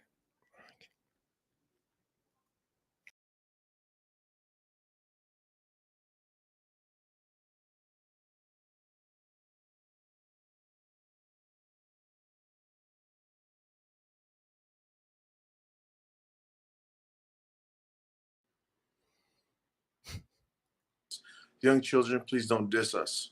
And here's the thing about that. It's not dissing anybody. It's just pretty much our thoughts and ideas and opinions. And this is a good thing, right? It's whether you agree or disagree, it still needs to be talked about. And on the real, this is coming from me, not from Mass. If your feelings get hurt, then you have to ask yourself why you're feeling so hurt. Maybe you have other issues. That's just real with it. Are you getting attacked? No. They're just it was just a comment, and they don't want us to exclude them, but it's just we're just talking about things, just having our opinions, our own ideas and thoughts, Yeah. We'll get to the chat. Yeah, I mean, we kind of had a couple things we wanted to talk about that we want to discuss back and forth. Just, Mike, this is the first time Mike's come on to talk to me, so I don't know about his position, what he believes, like what he feels. So I'm trying to get about understanding, just like most of us are, right? We're trying to figure out what we can come to agree on, because ultimately we all need each other for this thing to squeeze again. So we gotta start finding some commonality. You brought that Lemon article up. What's your thoughts on it? I saw the headline, but what's your thoughts about it? My thoughts are we are living in a crazy world right now. If criminals are being incentivized, first of all, Lululemon just basically rang the dinner bell for criminals, if I'm not mistaken. But they just basically told the world that you can come in and steal a certain amount of clothing, and we can't even call the police on you. So, if I was a betting man, I was short on. I would say, just look for that a little while. Just because, they've already stated, and I've seen the news clips of how many times they've come in before. It's about to. Secondly, there's also the aspect of like the moral part of it, right? So these guys come in and steal. The girls follow policy up to a point. I understand they break it at the end by calling the police on the criminals, and they get fired because Lululemon has a no tolerance policy on calling police, because they're gonna what did they say? That they don't want to like stifle them with small crimes, petty crimes, until the next two guys come in and know that no one's coming and put a gun to the head and bring them in the back room. And then it's not going to be a $900 misdemeanor theft anymore, right? Now we're going to be talking about something else. I don't understand living in it. We can't live in a civilized society if we're incentivizing crime over calling the police. And if you do that, you're going to lose your job that you're trying to keep to pay your bills. Then everyone might as well go run and steal. Maybe everybody at Lululemon should be strapped. I mean, yeah, they should be. Yeah, because if you can't call the cops, maybe if you blow your head off, people think twice and steal, right? That's what I would suggest to the next Lululemon employee. No, I would never suggest violence, but I bet if that happened, you would think twice about stealing from Lululemon. Right? If the next dude came in and there was CCTV footage of just someone's watermelon cracking in a cloud of smoke, I bet you the theft would stop. Then I'll buy calls. But why? Well, let me ask you, why do you think that's happening right now, Mike? What do you think it is about the society that's flipped so far upside down on its own head? What's going on? Over here in LA, man, we have Bloods, Crips, and Lululemon. They're a gang as well. I'm just saying. I'm just killing myself, man. That's what you need. Well, what's going on, man? Like you said, like why is this? I'm gonna refer to what's Mike's channel. I don't have one. I'm gonna refer to the thing that was on TikTok. There's this guy at Starbucks. Owning the float on Twitter and YouTube. A Starbucks was a TikTok, and this guy's crying, and Starbucks, he's like, I got scheduled for 8 hours. I'm 4 hours in. There's only 4 of us, and he's crying, and I haven't had a break yet. And there's so many people, and it's like, Grandpa Barney and I, we talked because the type of work that we do, we're union men. The hours that we put in, and it's ridiculous, right? There's times where I've worked, 30-hour, 32, 36-hour shift at a drop of a hat. And it's something that you just do. And in the type of fields that we're in, Copper Barney as well, he's a lineman, right? Taking pride in what you do, and I'm not talking like pride, rainbow flag pride. I'm talking about taking pride in your work, taking pride in the way you handle your business. Taking pride is a lost art. It's almost like calligraphy, right? It's just gone. You get I remember when at one point kids were getting participation trophies, and I was like, what the hell is that? You getting what? Participation for what? You lost. You didn't come in first, second, or even third. Like, you came in last. You shouldn't get nothing. And they're like, well, the kids need something. No, that's a parent thing. Parents have become so easy to give their kids tablets and hey, here's a phone, leave me alone, because the parents are out drinking or doing whatever. They want to go party, and they don't want to pay attention to the kids. They want to let everybody else handle their kids. But God forbid their kid do something. It's like, oh, they want to be there and then play victim. Everybody in this society wants to play victim. You know, there's nobody wants to work hard anymore. Everybody wants something for nothing. They want the maximum for doing the absolute minimum. Nobody takes pride in anything. And now you're getting rewarded for being, a pussy, pretty much. You know, you're rewarded for being a sissy, acting like a baby. Like, oh, you failed. Oh, it's okay, next time. No, you fucked up. There's no next time. You should handle this shit now. It's like, that's the part that I don't get. I don't understand. I'm 48 years old, different type of mentality, different type of thinking. When I was coming into the type of the line of work that I do, I had the older guys, say, hey, this is how you do it. You come to work. And I remember showing up to the first day of work of what I do for a living. I was there about 10 minutes early. And the guy came up to me, he's like, why are you here so late? And I was like, what? And he's like, yeah, you're a union man. You're here 25 to 30 minutes early every morning. 20-some years later, 30 minutes, 35, 45 minutes early every single morning. There's a friend of mine trying to get into a union job, and he's like, why you get there so early? It's like, because if anything happens on the way to work, or then you have some time, you have some wiggle room, you just get there, you chill, you get your stuff ready. Well, you're not on the clock yet. And I never understood that, because it was always ingrained for me, even before, working and doing what I'm doing. I was taught by my great grandfather and my dad. My mom's, she worked 3 jobs. So I never knew what not working was, or handling your business, or taking care of stuff. Everybody makes mistakes, but just having a soft mentality, they're allowing it. They're giving you money for it. You get rewarded for it. And it is getting grotesque. It's getting just beyond what people, I just want to just ramble, man. Just start just flipping shit, man. But it's like, I just can't roll with it, man. I just can't. And my kids, we're living in Looney Tunes world, right? We've lost part of civilization if criminals are going to supersede law and order. Right. And right now, it seems like that's where we're headed. And you can blame, I think, many factors, right, for why that's happening. The administration? That you can go back. I mean, there are a number of different things that are going on right now. I think one of the biggest is, though, that mentality. Did you see the other day that Google wanted people to come back into the office to work again, and they went and protested just to come back to a 3-day work week in person? Like, we have lost complete control of any type of responsibility, or it just seems like, you're right, the amount of effort that people want to put in for the greatest gains and biggest results has gotten completely out of balance, from where we would have known it 20 years ago. When Elon Musk bought Twitter, and he had people said, well, if you don't show up to work, I'll take that as a resignation. And people flipped over on social media. They were going crazy, right? To me, I thought that was just so funny, because I was like, props to Elon, man.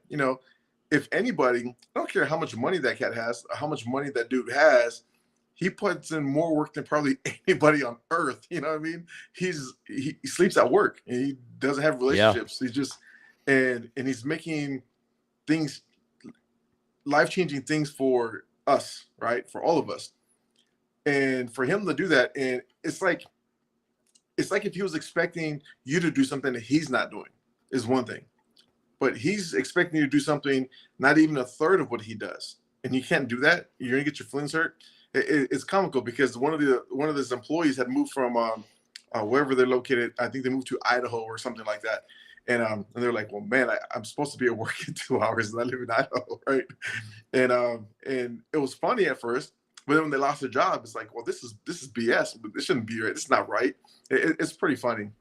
It's just comical, man. But I think you should get your ass up and go to work. I think that, you know, unless if you don't want to be told what to do, then create a business, do your own thing, you know. And if you're going to work for somebody, you're going to be told what to do.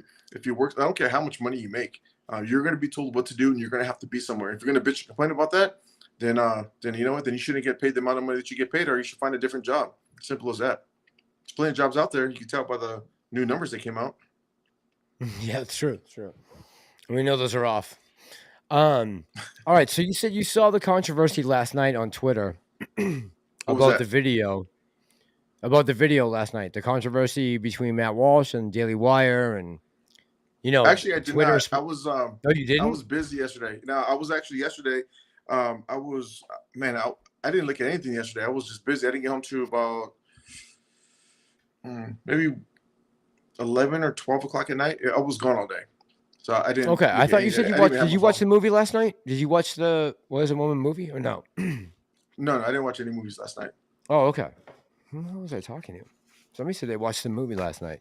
So you didn't get to see any of the drama that's going on with Twitter with the two people resigning because they put a notification on the Daily Wire's video. You didn't see any of that drama on Twitter last night? No, I actually don't. Yeah, I didn't. No. So a couple people from inside Twitter, like the high ups, resigned last night. They walked off the job, apparently on Twitter. Let me see if that's changed. Yeah, you didn't see that? No. PVV says, "Don't trust Elon either, bro." I got you. Body PVV, what is up? Thanks for stopping by. PVV's dope. I think you're PVV. You're a moderator on my channel too, right? I think you are. Yeah, you have to be. PVV's been around a long time. And you know, Master, let me ask you this question, man. For your channel, do you have any moderators on your channel that totally hate you? Totally hate me? I disagree. Probably. Yeah, I'm AMC sure. Okay, cool. Yeah, I'm sure. Probably. Yeah, I'm sure someone hates me. I'm sure many people hate me. Maybe. Who knows? But I think most of them are legit. Why? No, because why do you say that? What do you ask? People that hate or people like just totally dislike me, I make them moderators for my channel. And oh, there you go. You monetize your haters? Yeah, they become moderators. And for my channel, if they totally dislike me, they become moderators. Then they're able to say what they have to say, and I give them some room to, I guess, state their opinion and voice themselves. And 10 out of 10 times, I mean, I'm those people that hated me so much end up not changing their opinions or ideas or even their thought process. But what they end up doing is they sort of just take a step back, and they're like, okay, like. I see where you're coming from, and then they start having conversation, which is the coolest thing. And when they first made this one guy who was just always talking trash, I'm like, okay, now you're a moderator. His whole tune changed, and he was like, oh, thank you, and he became really respectful. So I started doing that quite a bit. Good. I don't always agree with Mass, but I like him as a person. Yeah. Good. No, that's. I mean, again. We are not going to always see eye to eye on everything. There's so many things going on in the brains of everyone right now. I mean, everyone's got a different problem, a different financial situation. You never know what's going on the other side of the screen when people are speaking with you, right? And when you're trying to talk to them.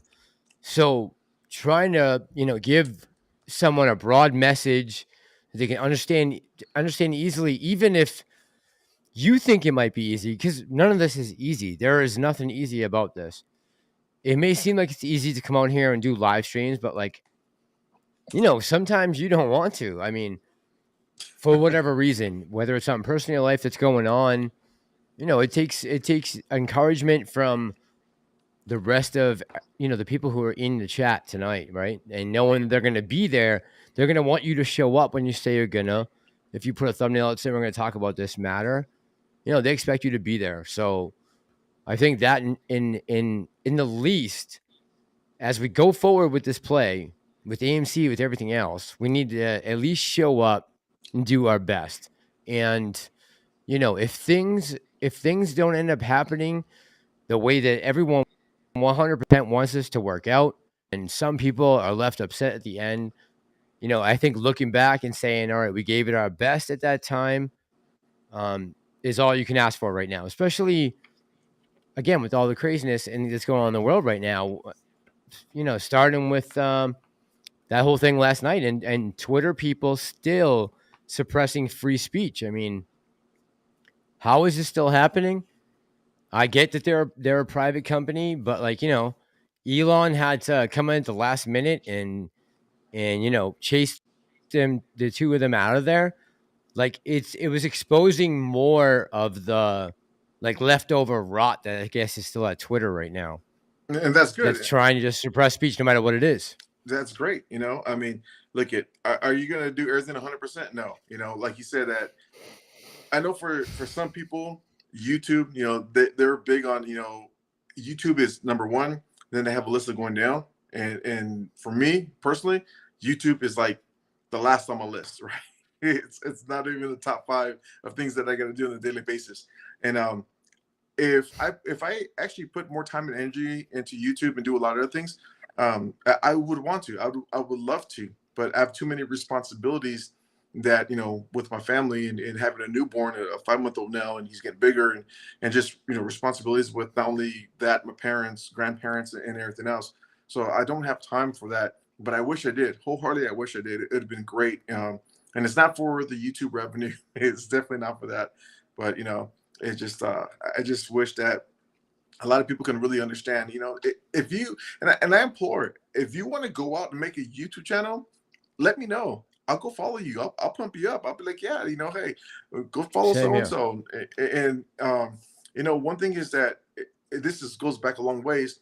When I first started for the first time, Clay Bro, he reached out and it was cool because I asked a question because he did something. I forgot what it was, but I asked a question and he actually reached out. He gave me a big old long, hey, do this, try to change up and have these points. And he gave me a plan to just run with. And I did. And it was nice and it was cool. And I was like, hey man, thanks a lot. Appreciate it. So Clay Bro was one of the first, not one, he was the first person to reach out to me when I very first started.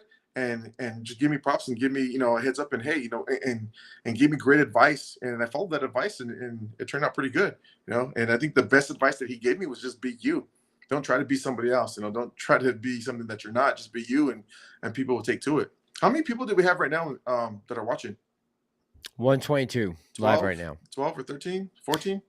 No, 122.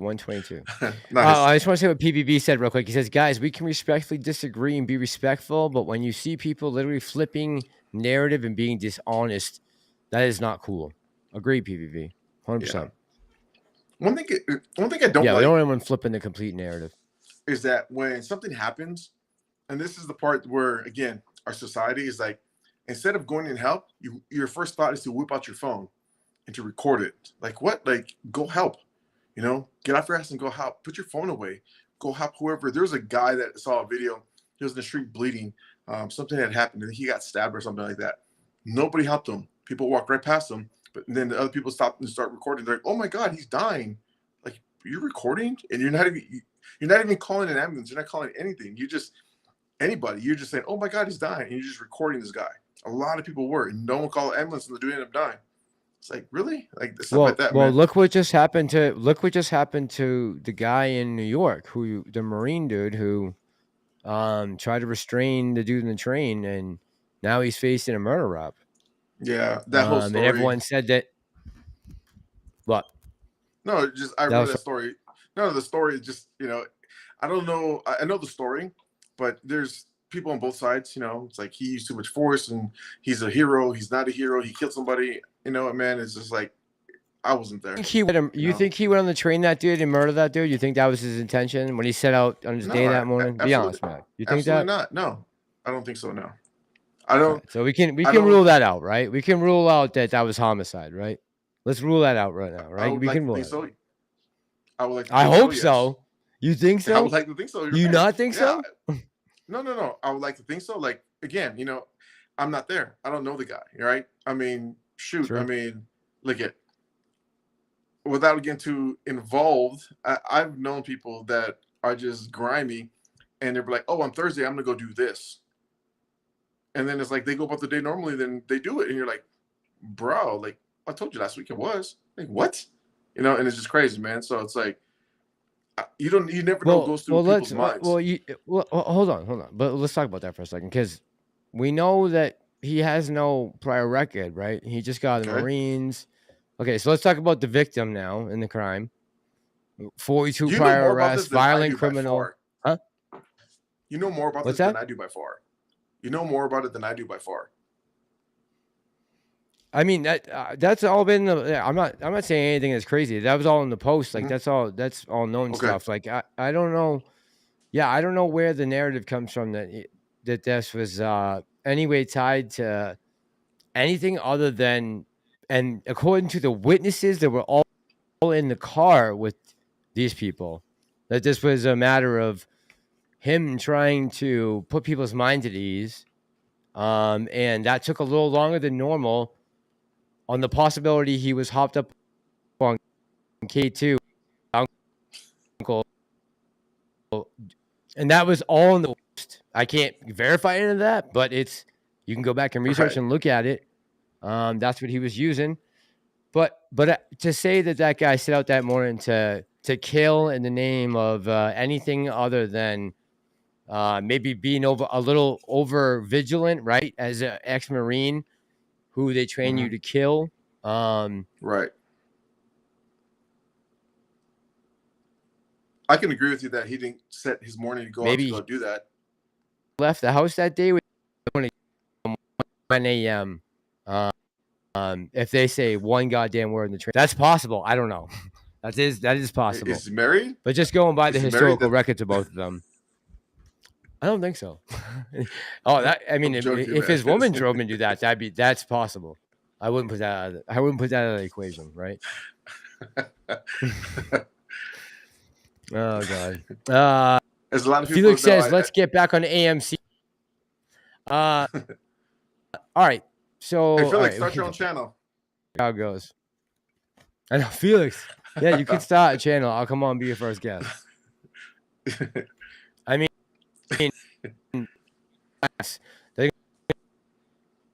New York City, a town that's crime ridden. They wouldn't go after a conviction if he murdered your grandmother. Wait, see. Okay. I'm with it. All right. This is for Felix. Felix, what's up, man? So I don't know where Mass. I think he just left the building.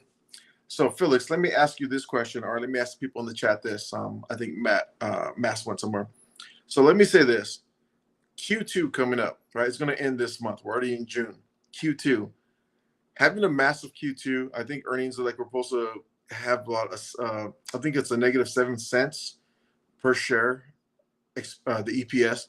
If we have a good Q2, I think it's possible that we can actually come out flat, and there's a good possibility with the movies that are coming out that we can actually be profitable by 1 cent. If we have something like that, it would be pretty great. Now, if this does not happen, the biggest concern for me is Q3. Q3, I think, is going to be in big trouble, especially with the amount of money that we have. We have about $700 million.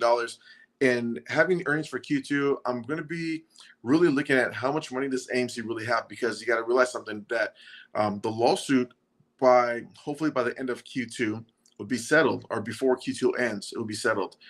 Will it come to some conclusion, agreement? I do not know. If it gets pushed on, if it gets pushed out a little further, then there could be issues with the amount of money that we have.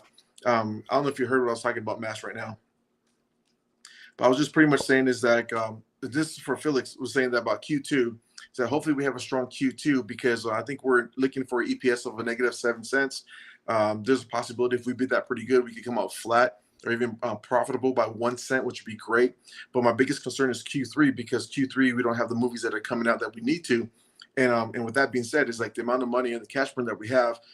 I'm pretty curious about how much money we're going to have after Q2, with ending Q1 at $700 million, 500 cash, 200 in a line of credit. Q2 is going to take some of that away if we're not profitable.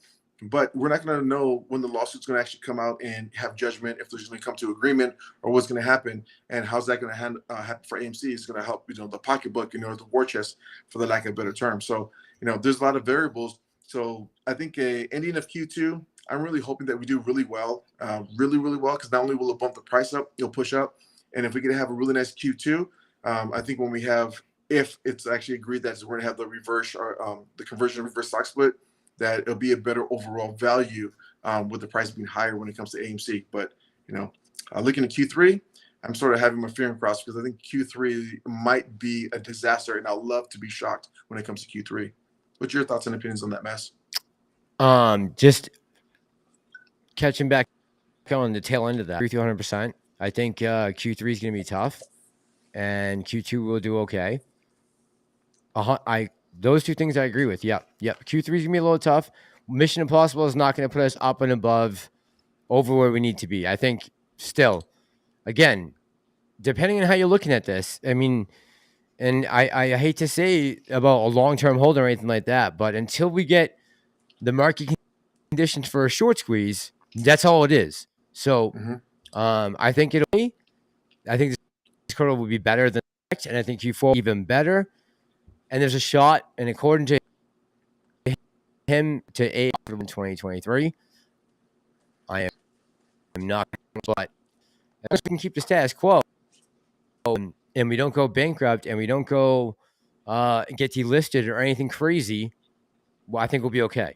And we got time to recreate conditions we need for a short squeeze. That's. I can't see us getting delisted at all. I'm sorry, of APE, not of AMC, not of AMC. AMC's not getting delisted. Okay. I'm sorry. If we don't get I was saying if we don't get the reverse conversion, if we don't get the reverse split, and APE just drops again, and things go haywire in the courthouse, I just, again, I never bought in for this whole scenario to be.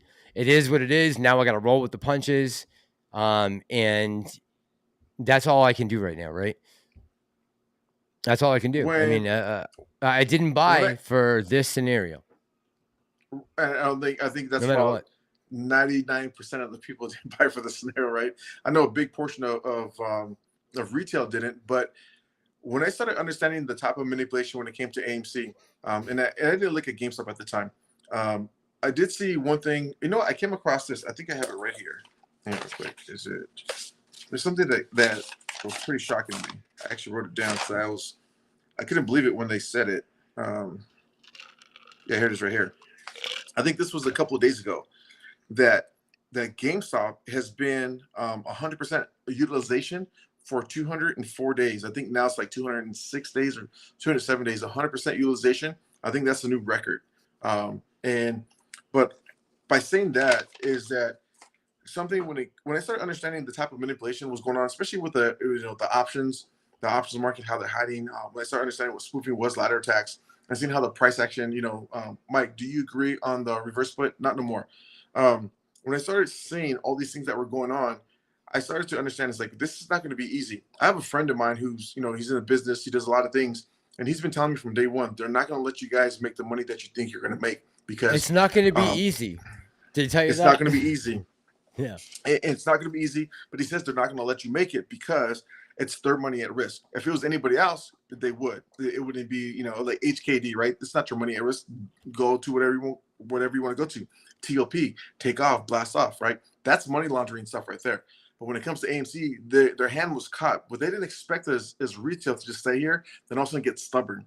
Then not only get stubborn, just become deeply entrenched in their beliefs and then not want to go anywhere. And then on top of that, it's like, well, then forget you. Then I'm buying more, and just go on and on. Yes, people had sold, people had did this and did that, but they did not think that. Okay, and where they really messed up, and I keep saying this, and I said this before, and I'll say it again, and this is what I believe is the fact that they should have paid us in January 2021. They should have paid us, and if they would have paid us, they could have stole from us massively for the no pun intended, massively for the rest of our lives. But they didn't. They got greedy. And by getting greedy, it's they're into for a fight. Yes, they're making money. Yes, we're losing money. But I think overall, the amount of corruption. Hold on. Let me just make sure I get this right. Are you saying like if they made a bunch of us millionaires, They would have had investors in the stock market who would have probably made dumb plays later on after they had all that loot. Is that what you're saying? Hell yeah. Look at lottery winners. Okay. Look it up, dude. Yeah. One thing that people don't know how to do, and again, I included myself at one point, right? When you have money, people don't know how to handle money. And then when you get a lot of money, you know, Mets and cats, hey, I'm gonna, you know, that live with your mom. Instead of getting your crib and fixing your credit, you go buy an Escalade and get rims and go hang out with your buddy and go party every weekend and all your money's gone, right? It's like the same people that get their income tax check. They're ballers for like 6 weeks, and next you know, hey bro, you know, I ain't got it no more. And it's just, you know, they should have paid us in January of 2021. They could stole all that money back and then some, because then there's that people, you know, they're chasing that feeling again. They want to chase that same dream. They think they hit it again. And if you ever watch Die Hard, remember he's on top and he's actually has the missile. He's all hit it again. Just remind myself of that. But anyways, so something like that, they get to keep stealing from us. But what it is, they got greedy, and by getting greedy, they got into a fight that, you know, they didn't really think it'll last this long. That's when my whole mindset changed. It's like, okay, this is gonna be for the long haul. When I first said that we're gonna probably be a couple of years in, 2 years, I think the term that I gave was like 2 years, somewhere around there. Don't be surprised if it's 2 to 4, maybe 5. People got pissed off. People are saying all kinds of stuff, right? But you know, that was just my opinion, and I'm okay with that. Now, do I want to be in this and be, you know, 70 years old? No, I do not. One thing I do believe, though, is that the changing of administration will have a big boost in the economy. Whether, you know, I still see there's nasty downside. I still see the economy being, you know, we're pushing up right now in the bear market. Inflation is too high. We could get about that later. But I believe that when we get new administration, 2025, I think that's when the market's going to have beginning stages of another bull run in a massive way. I think that's going to push a lot of meme stocks, a lot of ticker symbols like AMC, GameStop. They're going to explode, and you can't stop those because now money's going to be flooded into the market because people are going to be reinvigorated to get back in and you know, buy, and then you get that FOMO kicking in, and that's where I see that, you know, that's possibly happening again, which is going to be the next administration. So if it doesn't happen, I'll be actually surprised. So you think we're going to continue right now on a bear run all the way up and through the 2024 election? You think we're smooth sailing the rest of the way through? No, I think from now, I mean, let me ask you this question, Mass, is the fact that, before we had contagion, before we had things going on with the banks, before we had, you know, Silicon Valley, before all this stuff came out, right? What was the two biggest things? The housing market is starting to, you know, trickle down. It's not even pressing the stock market, but inflation was running rapid, and we had rate hikes. Rate hike after rate hike. We had 10 rate hikes already in the last year and a half. That's unprecedented. That's a ton of rate hikes. Now, all of a sudden, we have contagion. The banks start to just disappear. You had Signature. Was it Silicon Valley? Was it Signature, or what was the New York bank? Yep. The Signature? Yep.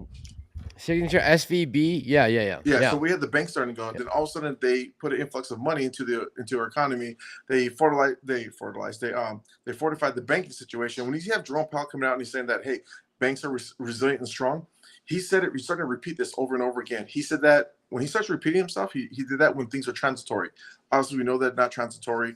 And the banking situation, how can the banking situation being possible contagion and bank runs, how can that make the market green in the beginning stages of a bull run with all those things like that? That doesn't make sense. Financially, it doesn't make sense.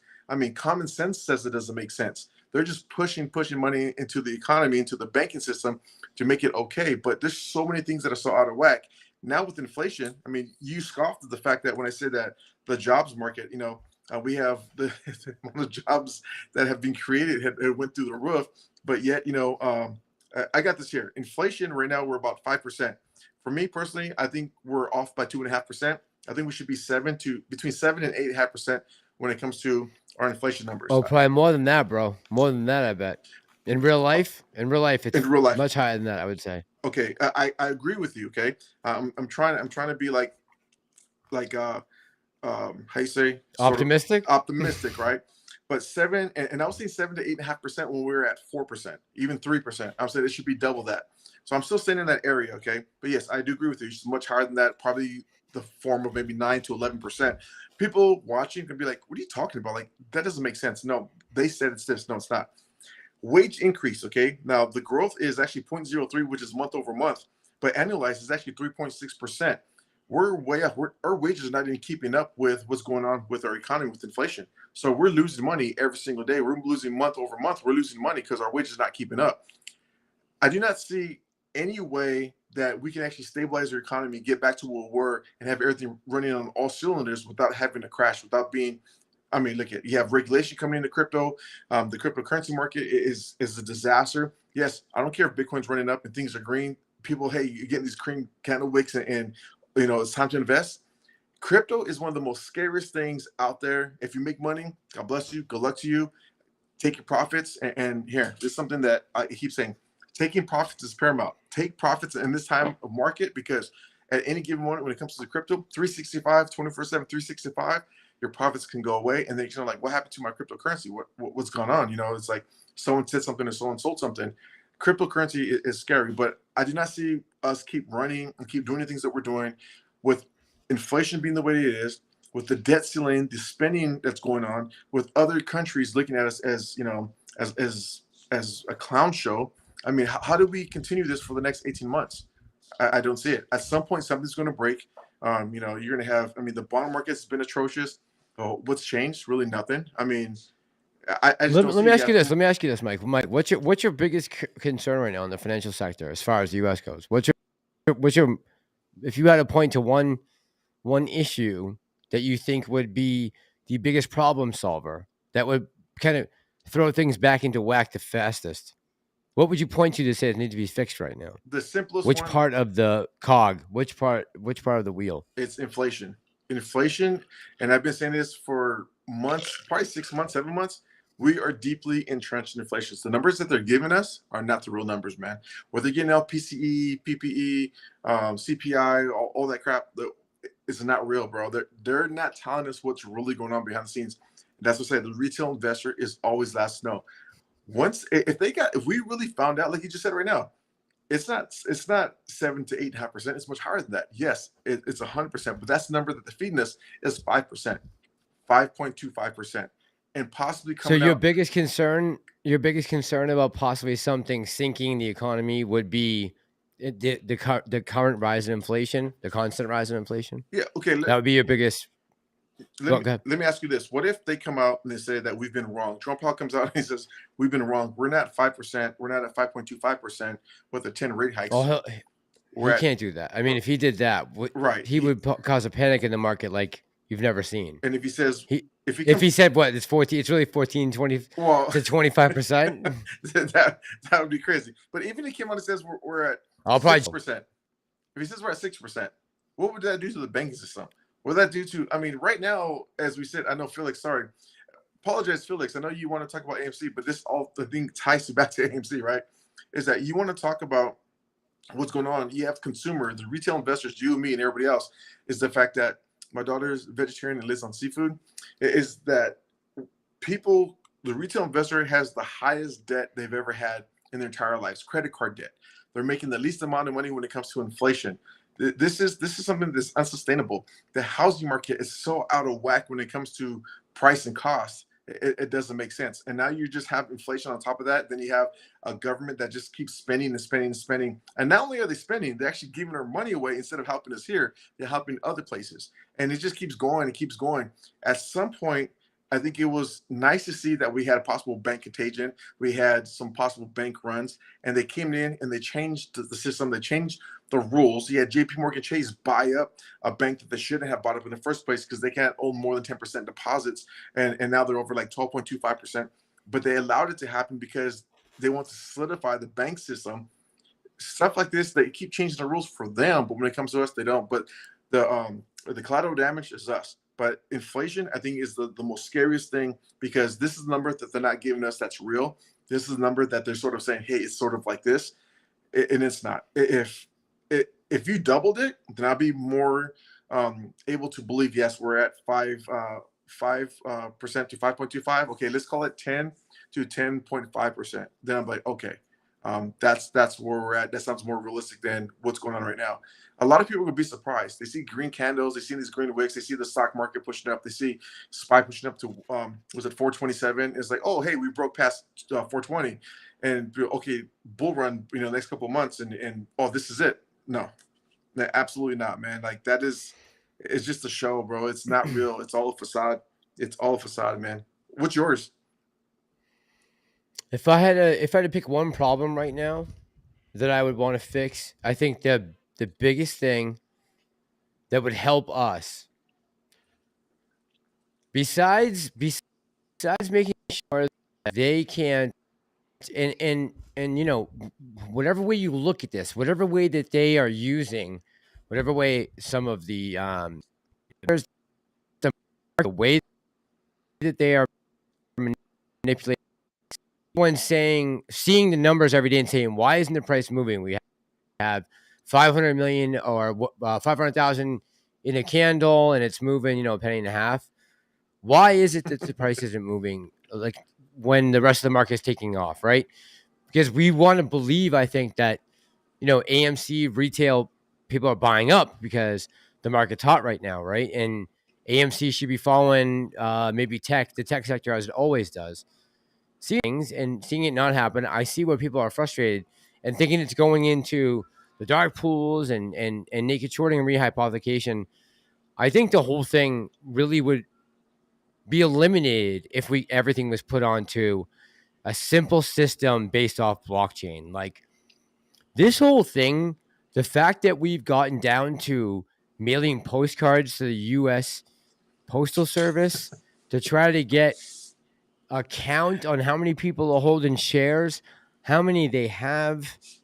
I mean, there's got to be a more technical way that we can run the stock market that could make it fair and still, like, you know, have good price action and make it more competitive, that people that are interested in a certain company for whatever reason can drive the price based off supply and demand. You know what I mean? Like that, the whole market was built off that idea, and we're getting away from that. We're getting into nothing's based on fundamentals. It is all about speculation and, you know, where can you make the fastest buck and what's going to short squeeze to 20% today. And if you get out, you get out. And if you don't, you get caught holding the bag. You know, having all of that stuff out there, I think it's hard for retail to make a move on anything. I mean, even just to invest in blue chips, like you have to be able to believe that, first of all, the market's working the way that it's supposed to, when everyone is telling you on certain platforms that it's not, right? And like I said, I agree. Certain parts of it aren't functioning properly. Like the oversight is lacking. There are gray areas. There are loopholes that are being used in order to suppress price and do other things. That's just very obvious. I don't think anyone's ever doubted that from day one, especially the more that people researched it and saw the different ways that they can do it, right? Proving it, bringing it into a court of law on paper in black and white. Here's what's going on. Your Honor, we can see that this price, this day, and this into the short squeeze, and like what to nail down something as big, that a monster that this whole thing has become. It's hard. It's hard to try to make the right call and figure out where it's headed in the future, right? Like going back to what I said earlier about ape and not diluting certain decisions that I made in the past have led up to where we are right now. That was to vote against dilution back in 2021. Maybe everything else. And no change in the past with it.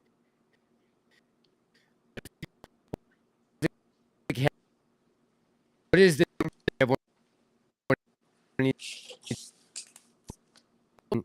And I think wrong in the market, bringing it to and Mass, you're chopping really bad. Why? Mass, you're chopping really bad.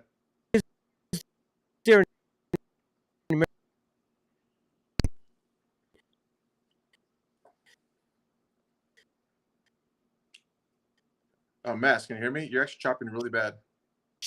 Sure.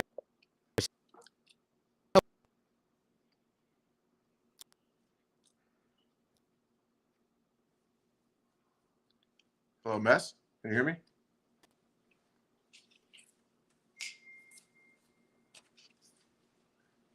Well, you there? Yeah, can you hear me? You're You there? chopping really bad Can right you hear now. me? No. On your phone. Yep. Yeah, I can hear you. Yeah. Okay, sorry. You wanted to say something. I was rambling. No. You were chopping really bad. I couldn't hear what you were saying. You were chopping up really bad. I was just saying that, there's a lot of forces at work here. And, I get that. And we're the information and I don't think that things will get fixed through the judicial system. I don't know. I don't know enough about the whole case itself, and how many of those points are based off emotion and how many are based off fact. I just, I can't tell you that. I don't know. I don't know what the judge's decision is going to be. And until then, let me ask you this question. I got to play. Yeah. Yep. Let me ask you this question. I'll actually ask you two questions. Number one, SPY 52-week low is 348.11. Do you think that's the bottom? What do you mean for the rest of this bottom till when? Like, do you think it's not that right now, right? We just no. So the 52-week low first. You said the 52-week low for SPY is 348.11. Yep. Do I think it's going lower than that? Yes. On the next dip? Yeah. Well, possibly. No, just ever. Yeah, I don't. Let me look at the chart. Okay. Let me look at a chart for the SPY.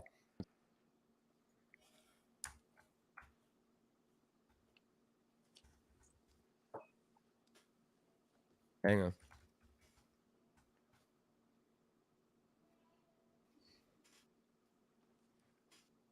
Historically, charts, right? It's price action, right? All I'm looking at different factors on whenever I'm looking at where the price is on the day, right? What was going on back at this particular time on the chart? All right, so the last 52. Let me go back. June 2023. So we're talking June 2022.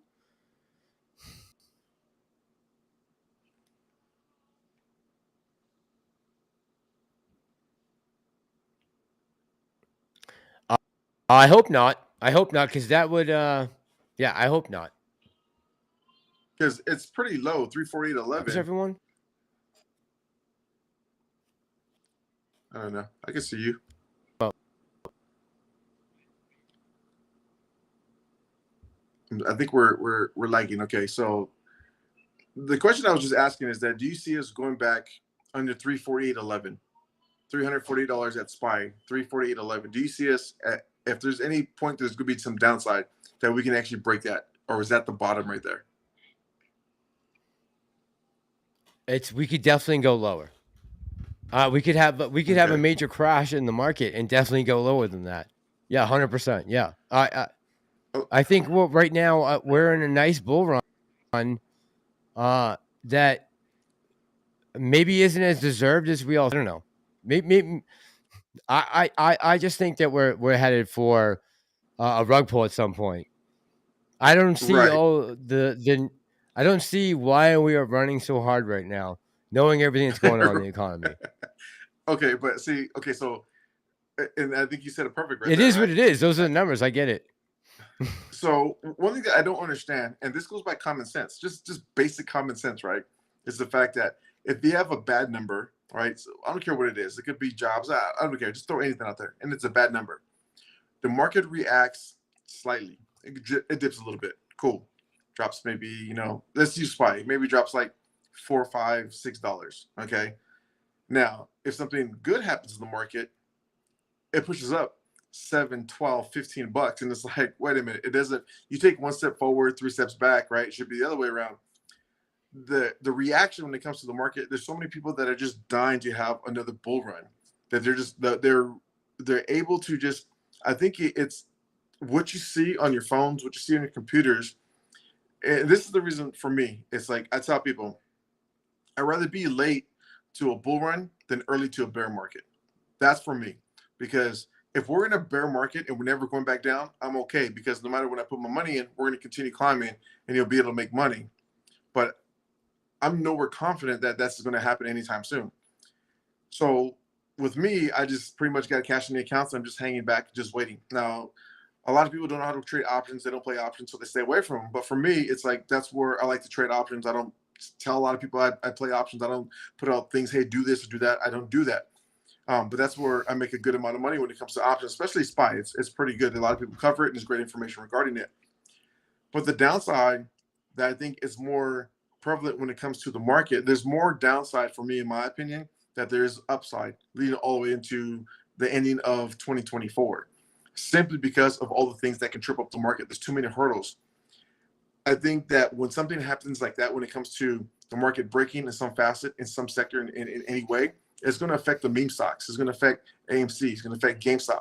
And that's where people, when to go back to what you're saying about catalysts, that's where you're going to wake up one morning and you're going to see pre-market or post-market something running. Like, what the heck is going on? Why?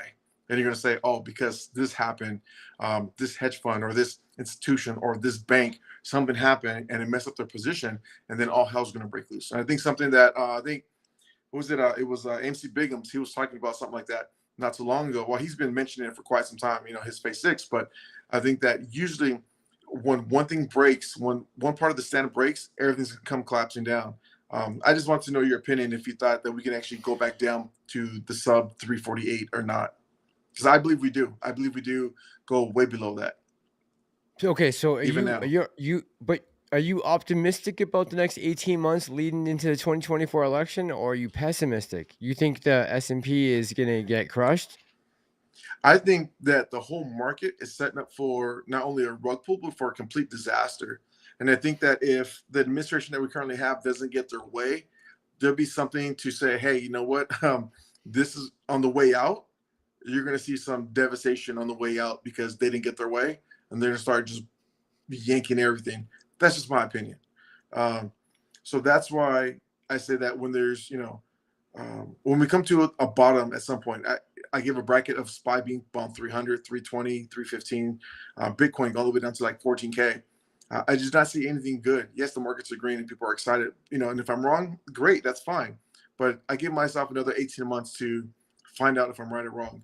And I'm going to say pretty much, I think that for me personally, I'm investing as if I'm right. I'm investing and holding off, and that's why I came to the term taking profits. Everybody better be doing that. If you're investing because you think you're wrong, that's not good. But I hope you're investing because you know you're right. Right, but at least you think you're right. But taking profits is like, that's what I tell people. Taking profits is paramount, because the day and age of what we see, you play, and I'm referring to options. You're up 40%, 50%, 80% on the options. It could be a couple of days. It could be, depends on when you buy options and what you play. It could, those days could be coming to an end. Because the volatility in the market. You gotta love stuff like this when there's volatility in the market. Yes, there's no volatility when it comes to AMC or APE, and there's no options in APE. But the volatility is just it's a playground for option players, and it's like taking profits is paramount. But when we get to the point when there's just downside and something breaks, I just gotta say that's when you're gonna see AMC. You'll probably see GameStop. Something's gonna run and it's gonna come out of nowhere. And right now, the price actions for both of them, they usually run together. The charts will usually be aligned, but for a while now they've been completely opposite. But I think at some point we get back to that where the charts become aligned because of the whole meme stop thing, or you have.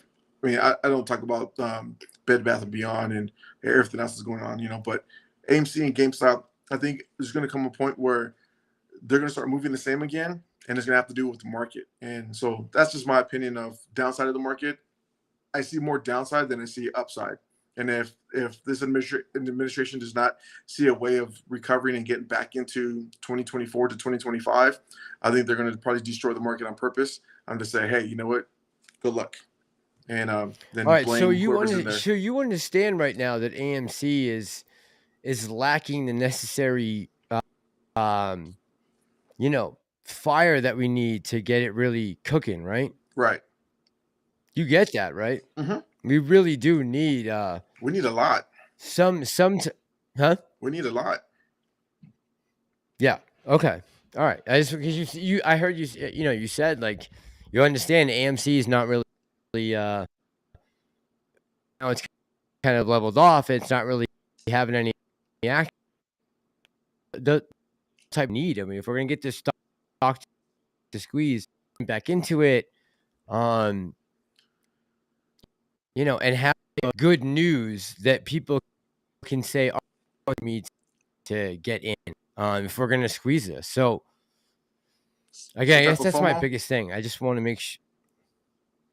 What's that? Start with FOMO? I said we need some FOMO back in the AMC.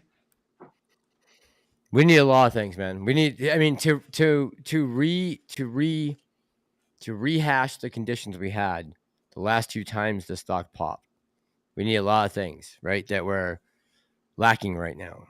So, and one of them is volatility and excitement and all those, and a good options chain, right? And we don't have some of those things right now.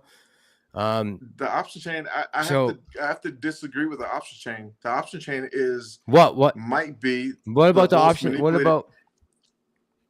Well, go ahead. The option chain for AMC is the most manipulated option chain probably out in the market. There's no way that, yes, I know that people talk about having gamma when it comes to option chain. If people don't know what I'm talking about when it comes to option chain, that's totally fine. But usually, if you have a good strong option chain, you don't know who you're buying your options from. I did mention this too. Like, people buying calls when it comes to AMC, it's like playing with fire, because you don't know who's putting out those calls. I mean, what if it's a hedge fund? What if it's an institution putting out these calls when it comes to AMC, and retail's buying them, but yet they control the price? The price is not going to go anywhere. How much money has been burned and lost in the options alone when it comes to AMC and GameStop? The amount is staggering. I mean, it's absolutely ridiculous when people go to buy shares. And for me personally, I stopped playing options in AMC. I think it's probably over a year now. I just don't do it at all. It's just, once I understood the amount of money is being siphoned off every single week, constantly, over and over again, and seeing that type of money, just premium, be siphoned away from retail, we could have done much more damage by using that money and just buying shares and holding on, instead of just putting that money into the option chain and just giving them liquidity. It's literally staggering over the last couple of years. That amount of money, I would love to know the exact amount, but I don't think that's something that you're gonna have to go to when people bought and sold and got out. People buy options that are far out of the money, that are maybe $3-4, or in the option sense, it'll be 3-4 cents, becomes into dollars. But the problem is that a lot of people don't buy options that are actually in the money or close to being in the money, because it's too expensive. And if they do, it's not very many, or they don't exercise. And not that they have to exercise, but people want to play the options that are further out so they can have more bang for the buck, and they're more likely to get their money just taken away and say, hey, I tried, or I had the possibility, because if AMC did run up from $5 or $4 all up to like $10, you can make a lot of money. So the option chain is just complete theft. It's manipulation. I think people need to stay away from the option chain. I know it helps squeeze. I know it pushes up in a lot of things, but when it comes to this stock, that's something I no longer believe in when it comes to AMC. The option chain is like, it's just pretty much just a no for me, at 100% no. Get tired, man? I think a lot of people, yeah, very. I think a lot of people got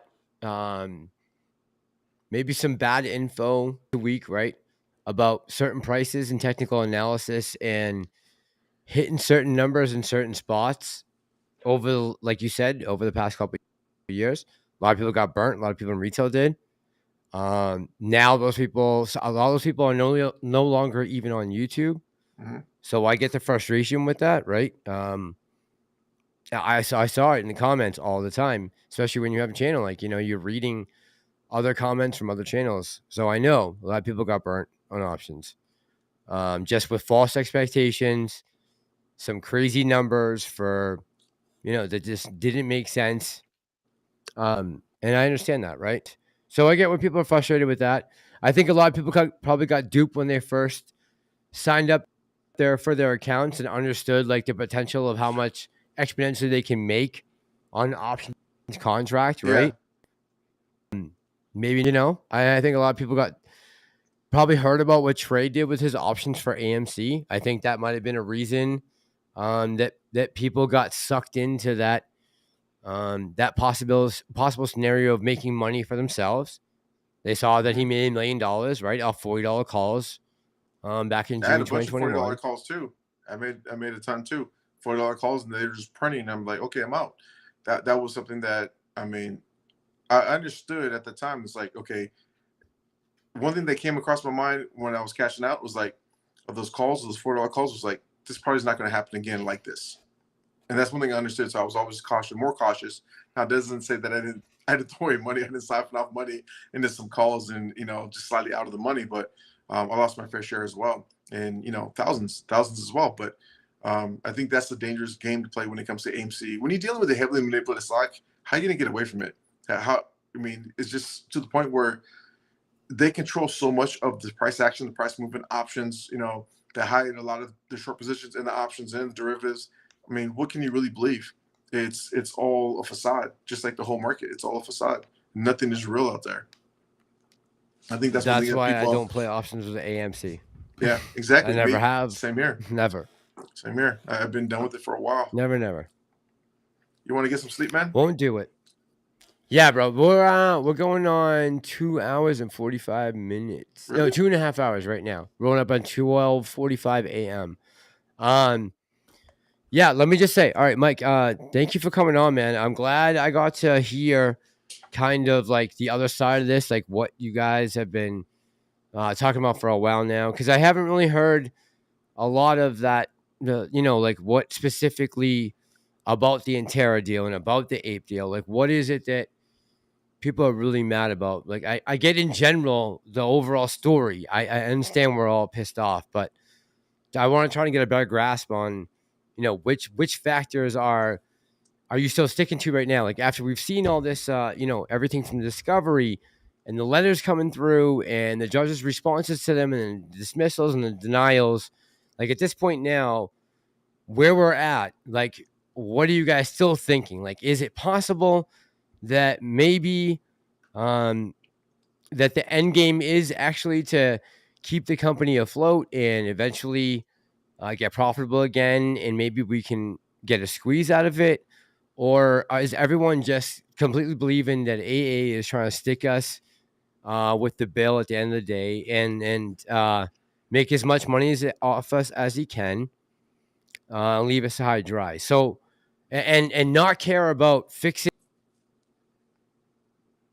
the company at all, and it's all so he can, extra money. I want to just try to understand where a lot of you guys are coming from, because, maybe I've been kind of shutting out and putting blinders on when it comes to other people's opinions. So I'm glad we could sit open, have this conversation, and, try to figure out the best we can. So I appreciate you coming on, man.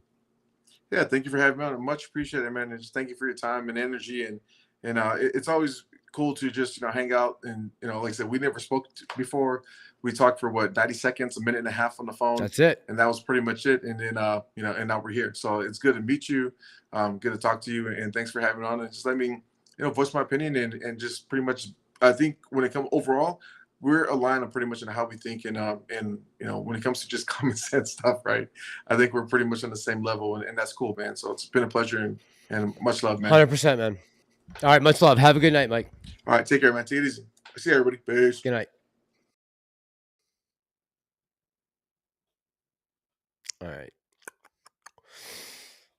Oh, man.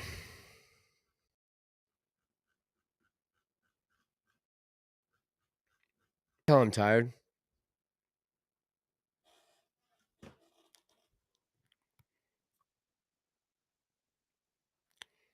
Yeah, I feel like Saints are coming by, man. All right, so I hope you guys understand why I wanted to hear Mike tonight. I just wanted to try to get an idea, and he had reached out to me a few times and wanted to talk about things. And now that kind of we have this scenario as far as we played point, and then type of holding pattern. As much as well, I understand like the postcard thing is still going on. As far as the price goes and any chance of squeezes or anything like that, we got a little bit of time. There's some other things we could talk about that are going on.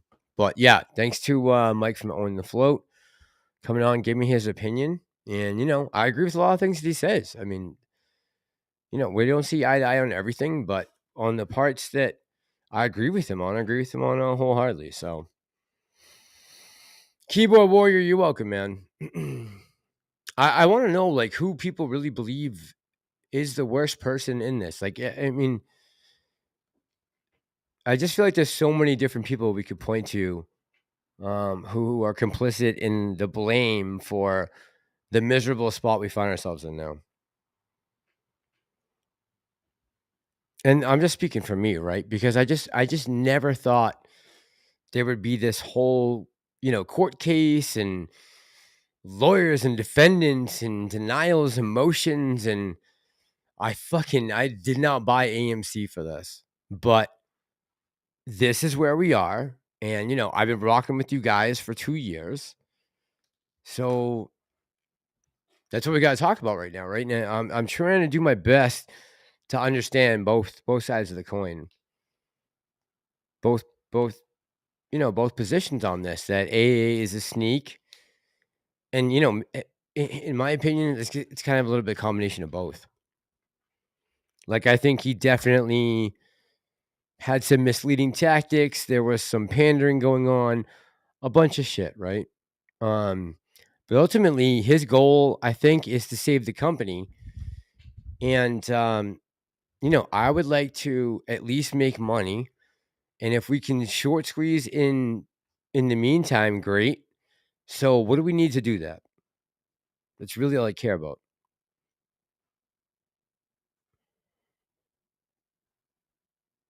Because that's what, I mean, I also want, I want some people to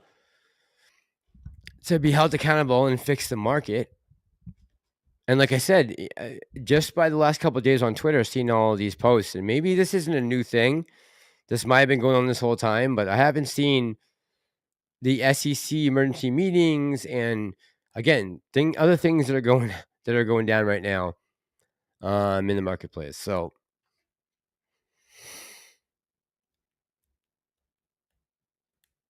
Falana says, so done with this. Be lucky to break even. I know, Falana. I mean, bro, it's almost 1 a.m. here. I'm so tired right now. You have no idea. And I got to work it in the morning. I was expecting to be done with this play months ago. Now I'm like, just rolling with the punches. But I think it's important to keep coming on and at least, trying to have a discussion, figure out how we get to the bottom of this, how we get things figured out. And even, like, more importantly is the fight for, the soul of this nation. And, the financial sector and retail investors are part of that. And that goes for everyone out there, every retail investor, not just United States, in the world, right? They're crushing, the 1% are crushing the rest of us. So, if anything, we can all agree on that, if nothing else, right? That the upward transfer of wealth has happened, and we are now $31 trillion in debt as of yesterday or this afternoon. When are we going to pay that debt off? God damn. Easter B says, break even, they win.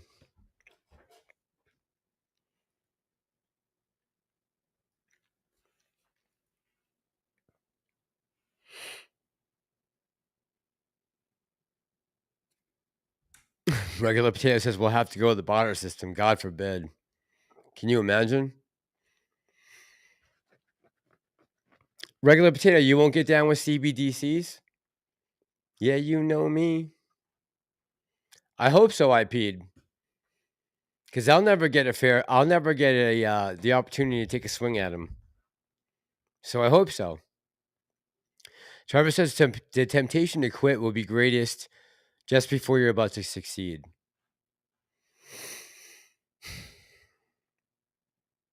Carl J says, been in debt most of my life. No big deal. LOL. I know, fucking seriously. I know, Carl J. What is so different right now? It's a good point. Andrew says, same, Carl. I know. What's so different about right now? Hey.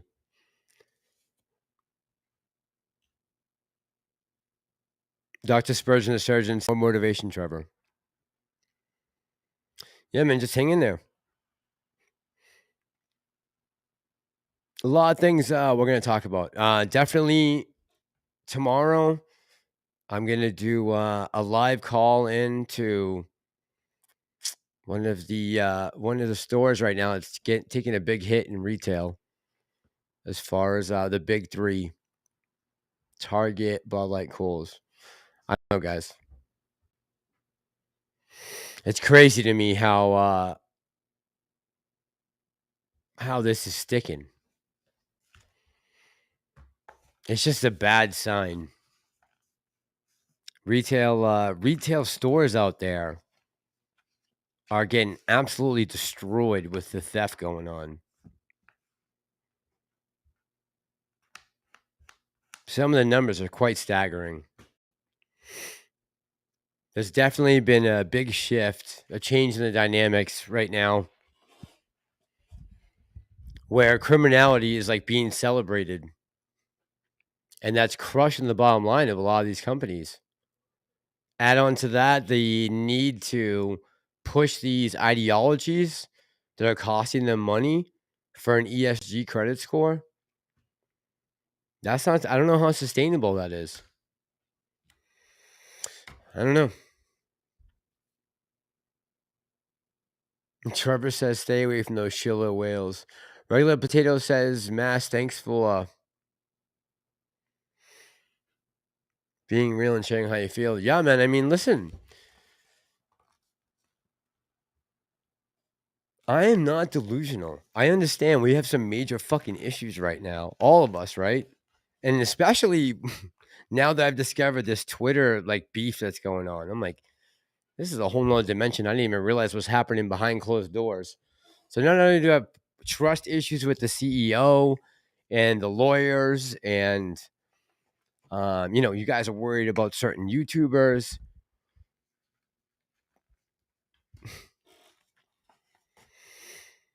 Regular Potato says, I wish I could convince everyone retail to pull out of all markets and get their cash until the government gets us fair trade. Yeah, no.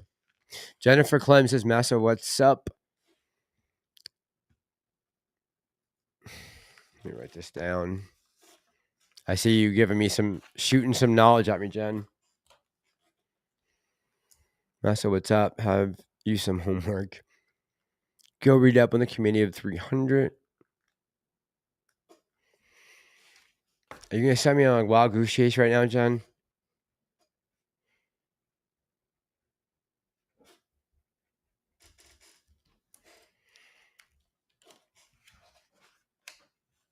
I feel like this country, I feel like shit is like this close to popping off right now here.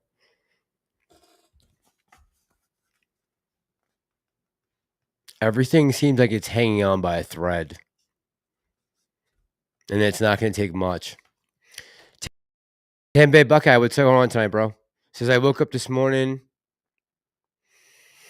I will look into that, Jen. I woke up this morning and discovered that all my shares in my brokerage account have been stolen or replaced with an exact. Felix says, I'm glad you're open-minded about AA mass. Yeah, I mean, listen, Felix, I get this guy's a fucking businessman, right?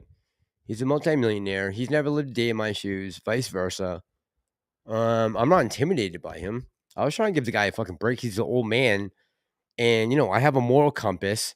I don't want to badger him at 1 in the morning. When he's just spent the last 4 hours talking to investors and trying to explain the benefits of staying with the company and the stock, and then, taking questions.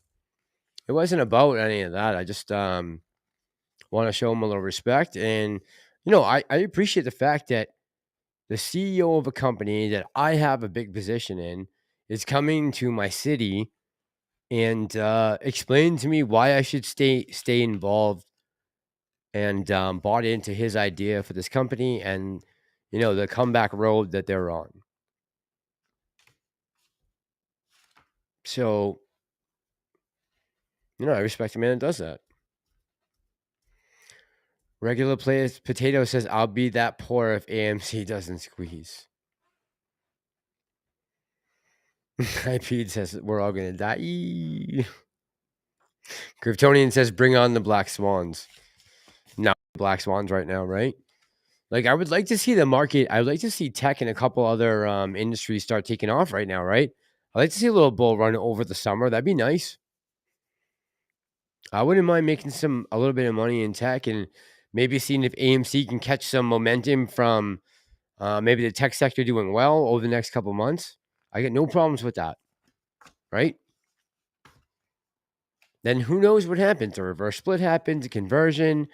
All of a sudden now we got a small float, a higher share per price, and a higher price per share.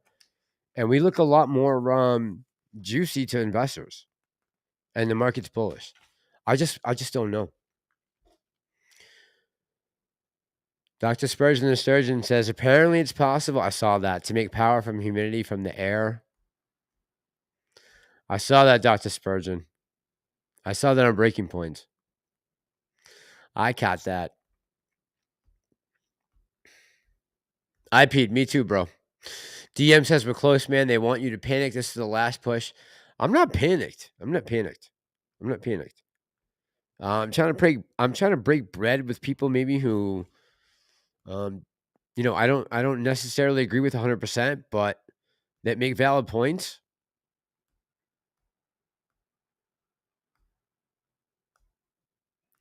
Yeah, I think we'll be all right. And I think AMC will be all right. The question is, do we have what it takes to repump this thing and put it up and over $72 again? That is it. At the end of the day, that's all that matters. Do we as retail have enough firepower and the tools to once again pop this $4 stock right now up over 72 to new all-time highs based off supply and demand, volume, a million different things, cost to borrow, short interest. Can we again create that perfect storm and push this thing up and over? Is it going to take a reduction in the size of the float? To me, seeing that people are getting multiple postcards, I thought that was more of a good thing than a bad thing. Because that means we probably own more shares than we think we did.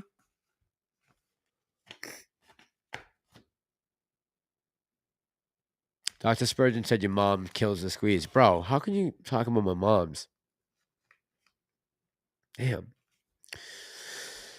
Justin of the Rape says, could say more that AA did was unethical. However, years from now, no one will remember pre-collapse holders. AA will be praised. Good point. Justin of the Rape. That's a possibility, right? People will remember the dummies that held through 72. We will be remembered as being greedy, but not that greedy, because I swear, if we had one more day, we were going to triple digits, and then they would have never been able to stop us, I don't think, at that point.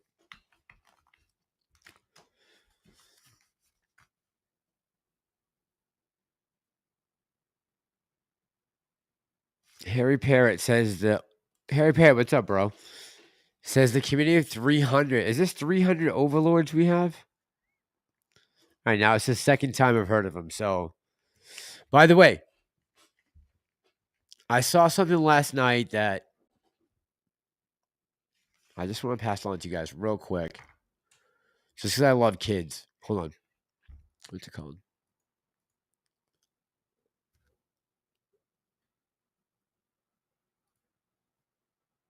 It is called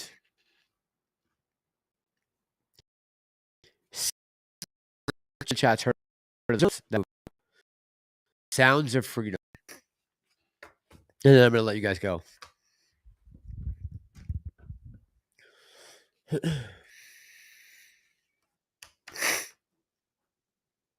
I'd be curious just to know what we hold for shares in your stream alone, DM. Yeah, I know. Right now, how many people are in here? 110? Let's just figure that everyone in this chat right now probably has, on an average, between everyone in this chat right now, let's just say it was 350 to 400 shares. Maybe more. But from 110 people, maybe somewhere around there. Regular Potato says, you need a freaking magnifying glass to read that friggin' postcard. Headstock Ham says, got my pissed card. Headstock, how you doing tonight? Mike, what's up, man? DM, where's everybody coming from? Floyd, what's up, bro? Where's everybody coming from? All of a sudden, all my homeboys show up all at once.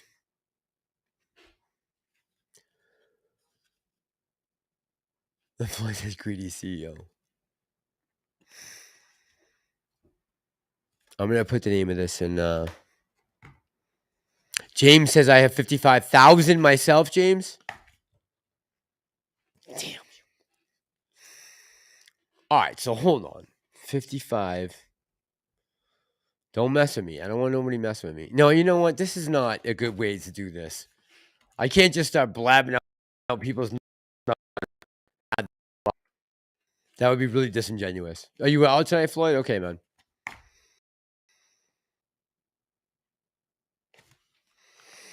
Well, I'm trying to think. Let's say if there was 40,000 or 50,000 in here. I know it's late. Who are the audience? My OGs.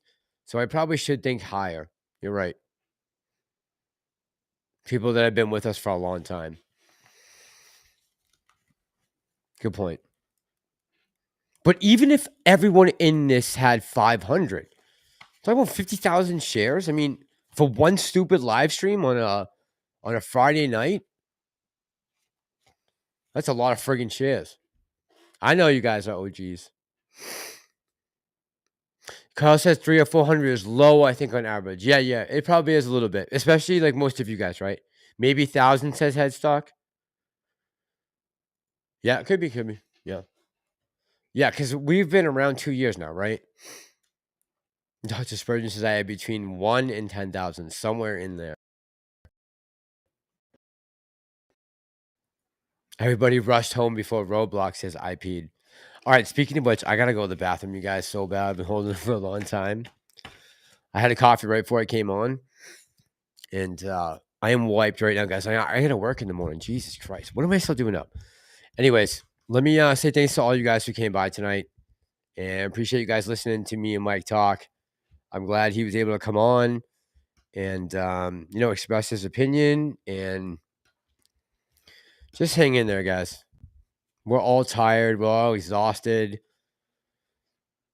I get it. We're hanging on, for dear life, right? But just know you got people out there who got your backs, and people who aren't going to abandon anyone, and people that will keep showing up and giving you guys a place where you can speak your mind, and we'll get to the other side of this at some point. One way or the other, we're getting the other side of it. So I'll be here with you guys. If whatever's going to happen, it's going to happen together, boys and girls. You can count on that. All right. Love you guys. Appreciate you all coming by. Have a great night. Get some rest. Enjoy tomorrow. You can think of me while I'm at work. Love y'all. Have a good night.